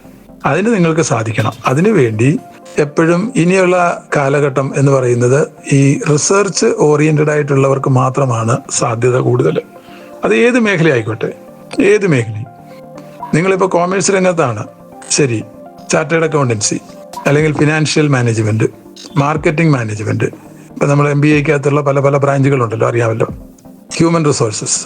ഏത് മേഖലയിലാണ് നിങ്ങൾ പ്രവർത്തിക്കുന്നതെങ്കിലും ആ മേഖലയിൽ നിങ്ങൾ ഏറ്റവും മികച്ചവനാണെങ്കിൽ മാത്രമേ നിങ്ങൾക്ക് അവിടെ ശോഭിക്കാൻ സാധിക്കൂ. അല്ലാതെ എല്ലാവരും MBA എടുക്കുന്നു, ഞാനും MBA എടുത്തു. നിങ്ങൾക്ക് ഇപ്പൊ MBA എടുക്കുന്നതിൽ നോക്കുക, ഏറ്റവും കൂടുതൽ മാർക്കറ്റിങ്ങിലായിരിക്കും ആൾക്കാർ പോകുന്നത്. പക്ഷെ ഇപ്പൊ അതൊക്കെ മാറി, ഫിനാൻസിലേക്ക് പോകുന്നവരുടെ എണ്ണം കുറവായിരിക്കും. കാരണം ഫിനാൻസ് കൈകാര്യം ചെയ്യാന്ന് പറഞ്ഞാൽ ഇത്തിരി തല വേണം. അപ്പൊ നിങ്ങള് കൂട്ടത്തിൽ നിന്ന് വേറിട്ട്, കൂട്ടത്തിൽ നിന്ന് മാറി നിങ്ങളുടേതായ നിലയിൽ നിങ്ങൾക്ക് നിങ്ങളുടെ മികവ് മറ്റുള്ളവരിൽ നിന്ന് വ്യത്യസ്തമായിട്ട് പ്രതിഫലിപ്പിക്കാൻ സാധിക്കും എന്ന് ഉറപ്പുണ്ടെങ്കിൽ നിങ്ങൾ ഈ മേഖലയിൽ നിങ്ങൾക്ക് സധൈര്യം മുന്നോട്ട് പോകാം. ഇപ്പൊ പറഞ്ഞ പോലെ മലയാള ഭാഷയും സാഹിത്യത്തിനുമൊക്കെ നൂതനമായ അധ്യയന മാർഗങ്ങളും കോഴ്സുകളുമാണ് ഇപ്പം ഫ്രെയിം ചെയ്തുകൊണ്ടിരിക്കുന്നത് എല്ലാ യൂണിവേഴ്സിറ്റികളിലും ഓട്ടോണമസ് കോളേജുകളിലും ആയിരുന്നാലും. പക്ഷെ നമ്മളൊരു കാര്യം കൂടി തിരിച്ചറിയണം. പഠിക്കാൻ പോകുന്ന വിദ്യാർത്ഥികളോട് പറയാനുള്ള ഒരു കാര്യം, നിങ്ങൾ എല്ലാം നിങ്ങളുടെ ടീച്ചേഴ്സിൽ നിന്ന് കിട്ടുമെന്നുള്ള പ്രതീക്ഷയോടുകൂടി നിങ്ങൾ ഒരു കോളേജിലും യൂണിവേഴ്സിറ്റിയിലും ജോയിൻ ചെയ്യേണ്ട ആവശ്യമില്ല. കിട്ടത്തില്ല. കിട്ടുമെന്നുള്ള പ്രതീക്ഷയും വേണ്ട. കിട്ടിയാൽ അത് നിങ്ങളുടെ ഭാഗ്യമെന്ന് മാത്രം വിചാരിക്കുക. കലാലയ വിദ്യാഭ്യാസത്തിന്റെ ഏറ്റവും വലിയൊരു മാനദണ്ഡം അത് തന്നെയാണ്. എല്ലാം സ്പൂൺ ഫീഡിങ് അല്ല. എല്ലാം വാരിക്കോരി വായിൽ വെച്ച് തന്നാൽ മാത്രം ഞാൻ കഴിച്ചോളാം എന്ന് വിചാരം ആദ്യം മാറ്റിവെക്കുക. നിങ്ങൾ സ്വയം അധ്വാനിക്കാൻ തയ്യാറാവണം. സ്വയം ലൈബ്രറിയിൽ പോയി പുസ്തകങ്ങൾ കണ്ടെത്തി അതിനുള്ളൊരു ഗൈഡായിട്ട് മാത്രമേ ഒരു അധ്യാപകന് പ്രവർത്തിക്കാൻ സാധിക്കൂ. യൂണിവേഴ്സിറ്റി തലത്തിൽ അങ്ങനെയാണ് വിദ്യാഭ്യാസം. അല്ല എല്ലാം വാരിക്കോരി നോട്ടും തന്ന് പഠിപ്പിച്ചെങ്കിൽ മാത്രമേ ഞാൻ പഠിക്കൂ എന്നുള്ള വിചാരത്തിൽ നിങ്ങൾ പഠിക്കാൻ പോയി കഴിഞ്ഞാൽ നിങ്ങൾക്ക് ഒരിക്കലും രക്ഷപ്പെടാൻ സാധ്യമല്ല. നിങ്ങൾ സ്വയം അധ്വാനിക്കാൻ തയ്യാറാവുക. നിങ്ങൾ സ്വയം റിസർച്ച് ചെയ്യാൻ തയ്യാറാവുക. അതിനു വേണ്ട പുസ്തകങ്ങൾ ഏതെന്ന് അധ്യാപകരോട് ചോദിച്ച് മനസ്സിലാക്കി ലൈബ്രറിയിൽ പോയി അത് കണ്ടെത്തി അത് വായിച്ച് അതിൽ നിന്ന് നോട്ട് കുറിച്ചെടുത്ത്. ആദ്യം വേറൊരു ഉപദേശം കൂടി എനിക്ക് എൻ്റെ വിദ്യാർത്ഥികളോട് നൽകാനുള്ളത്, നിങ്ങൾ ഈ യൂട്യൂബ് പഠന സമ്പ്രദായം ആദ്യം ഉപേക്ഷിക്കുക. നെറ്റിൽ നോക്കിയുള്ള പഠന സമ്പ്രദായം, നെറ്റിനെ ഉപയോഗിക്കേണ്ടിടത്ത് മാത്രമേ നെറ്റ് ഉപയോഗിക്കാൻ, കുഴപ്പമൊന്നുമില്ല. ഏത് ശാസ്ത്ര സാങ്കേതിക വിദ്യകളും നമുക്ക് ആവശ്യമുള്ളതാണ്. അതിനെ പ്രയോജനപ്പെടുത്തേണ്ട രീതിയിൽ മാത്രം പ്രയോജനപ്പെടുത്തുകയും ഉപയോഗപ്പെടുത്തേണ്ടിടത്ത് മാത്രം ഉപയോഗപ്പെടുത്തുകയും ചെയ്യുക. അല്ലാതെ എല്ലാം അതിലുണ്ട് എന്ന വിചാരത്തിൽ നിങ്ങൾ യൂട്യൂബിനെയും നെറ്റിനെയൊക്കെ ആശ്രയിച്ചാൽ നിങ്ങൾ വളരെ അബദ്ധത്തിൽ ചെന്ന് ചാടും. 89.6 FM സർഗക്ഷേത്രം.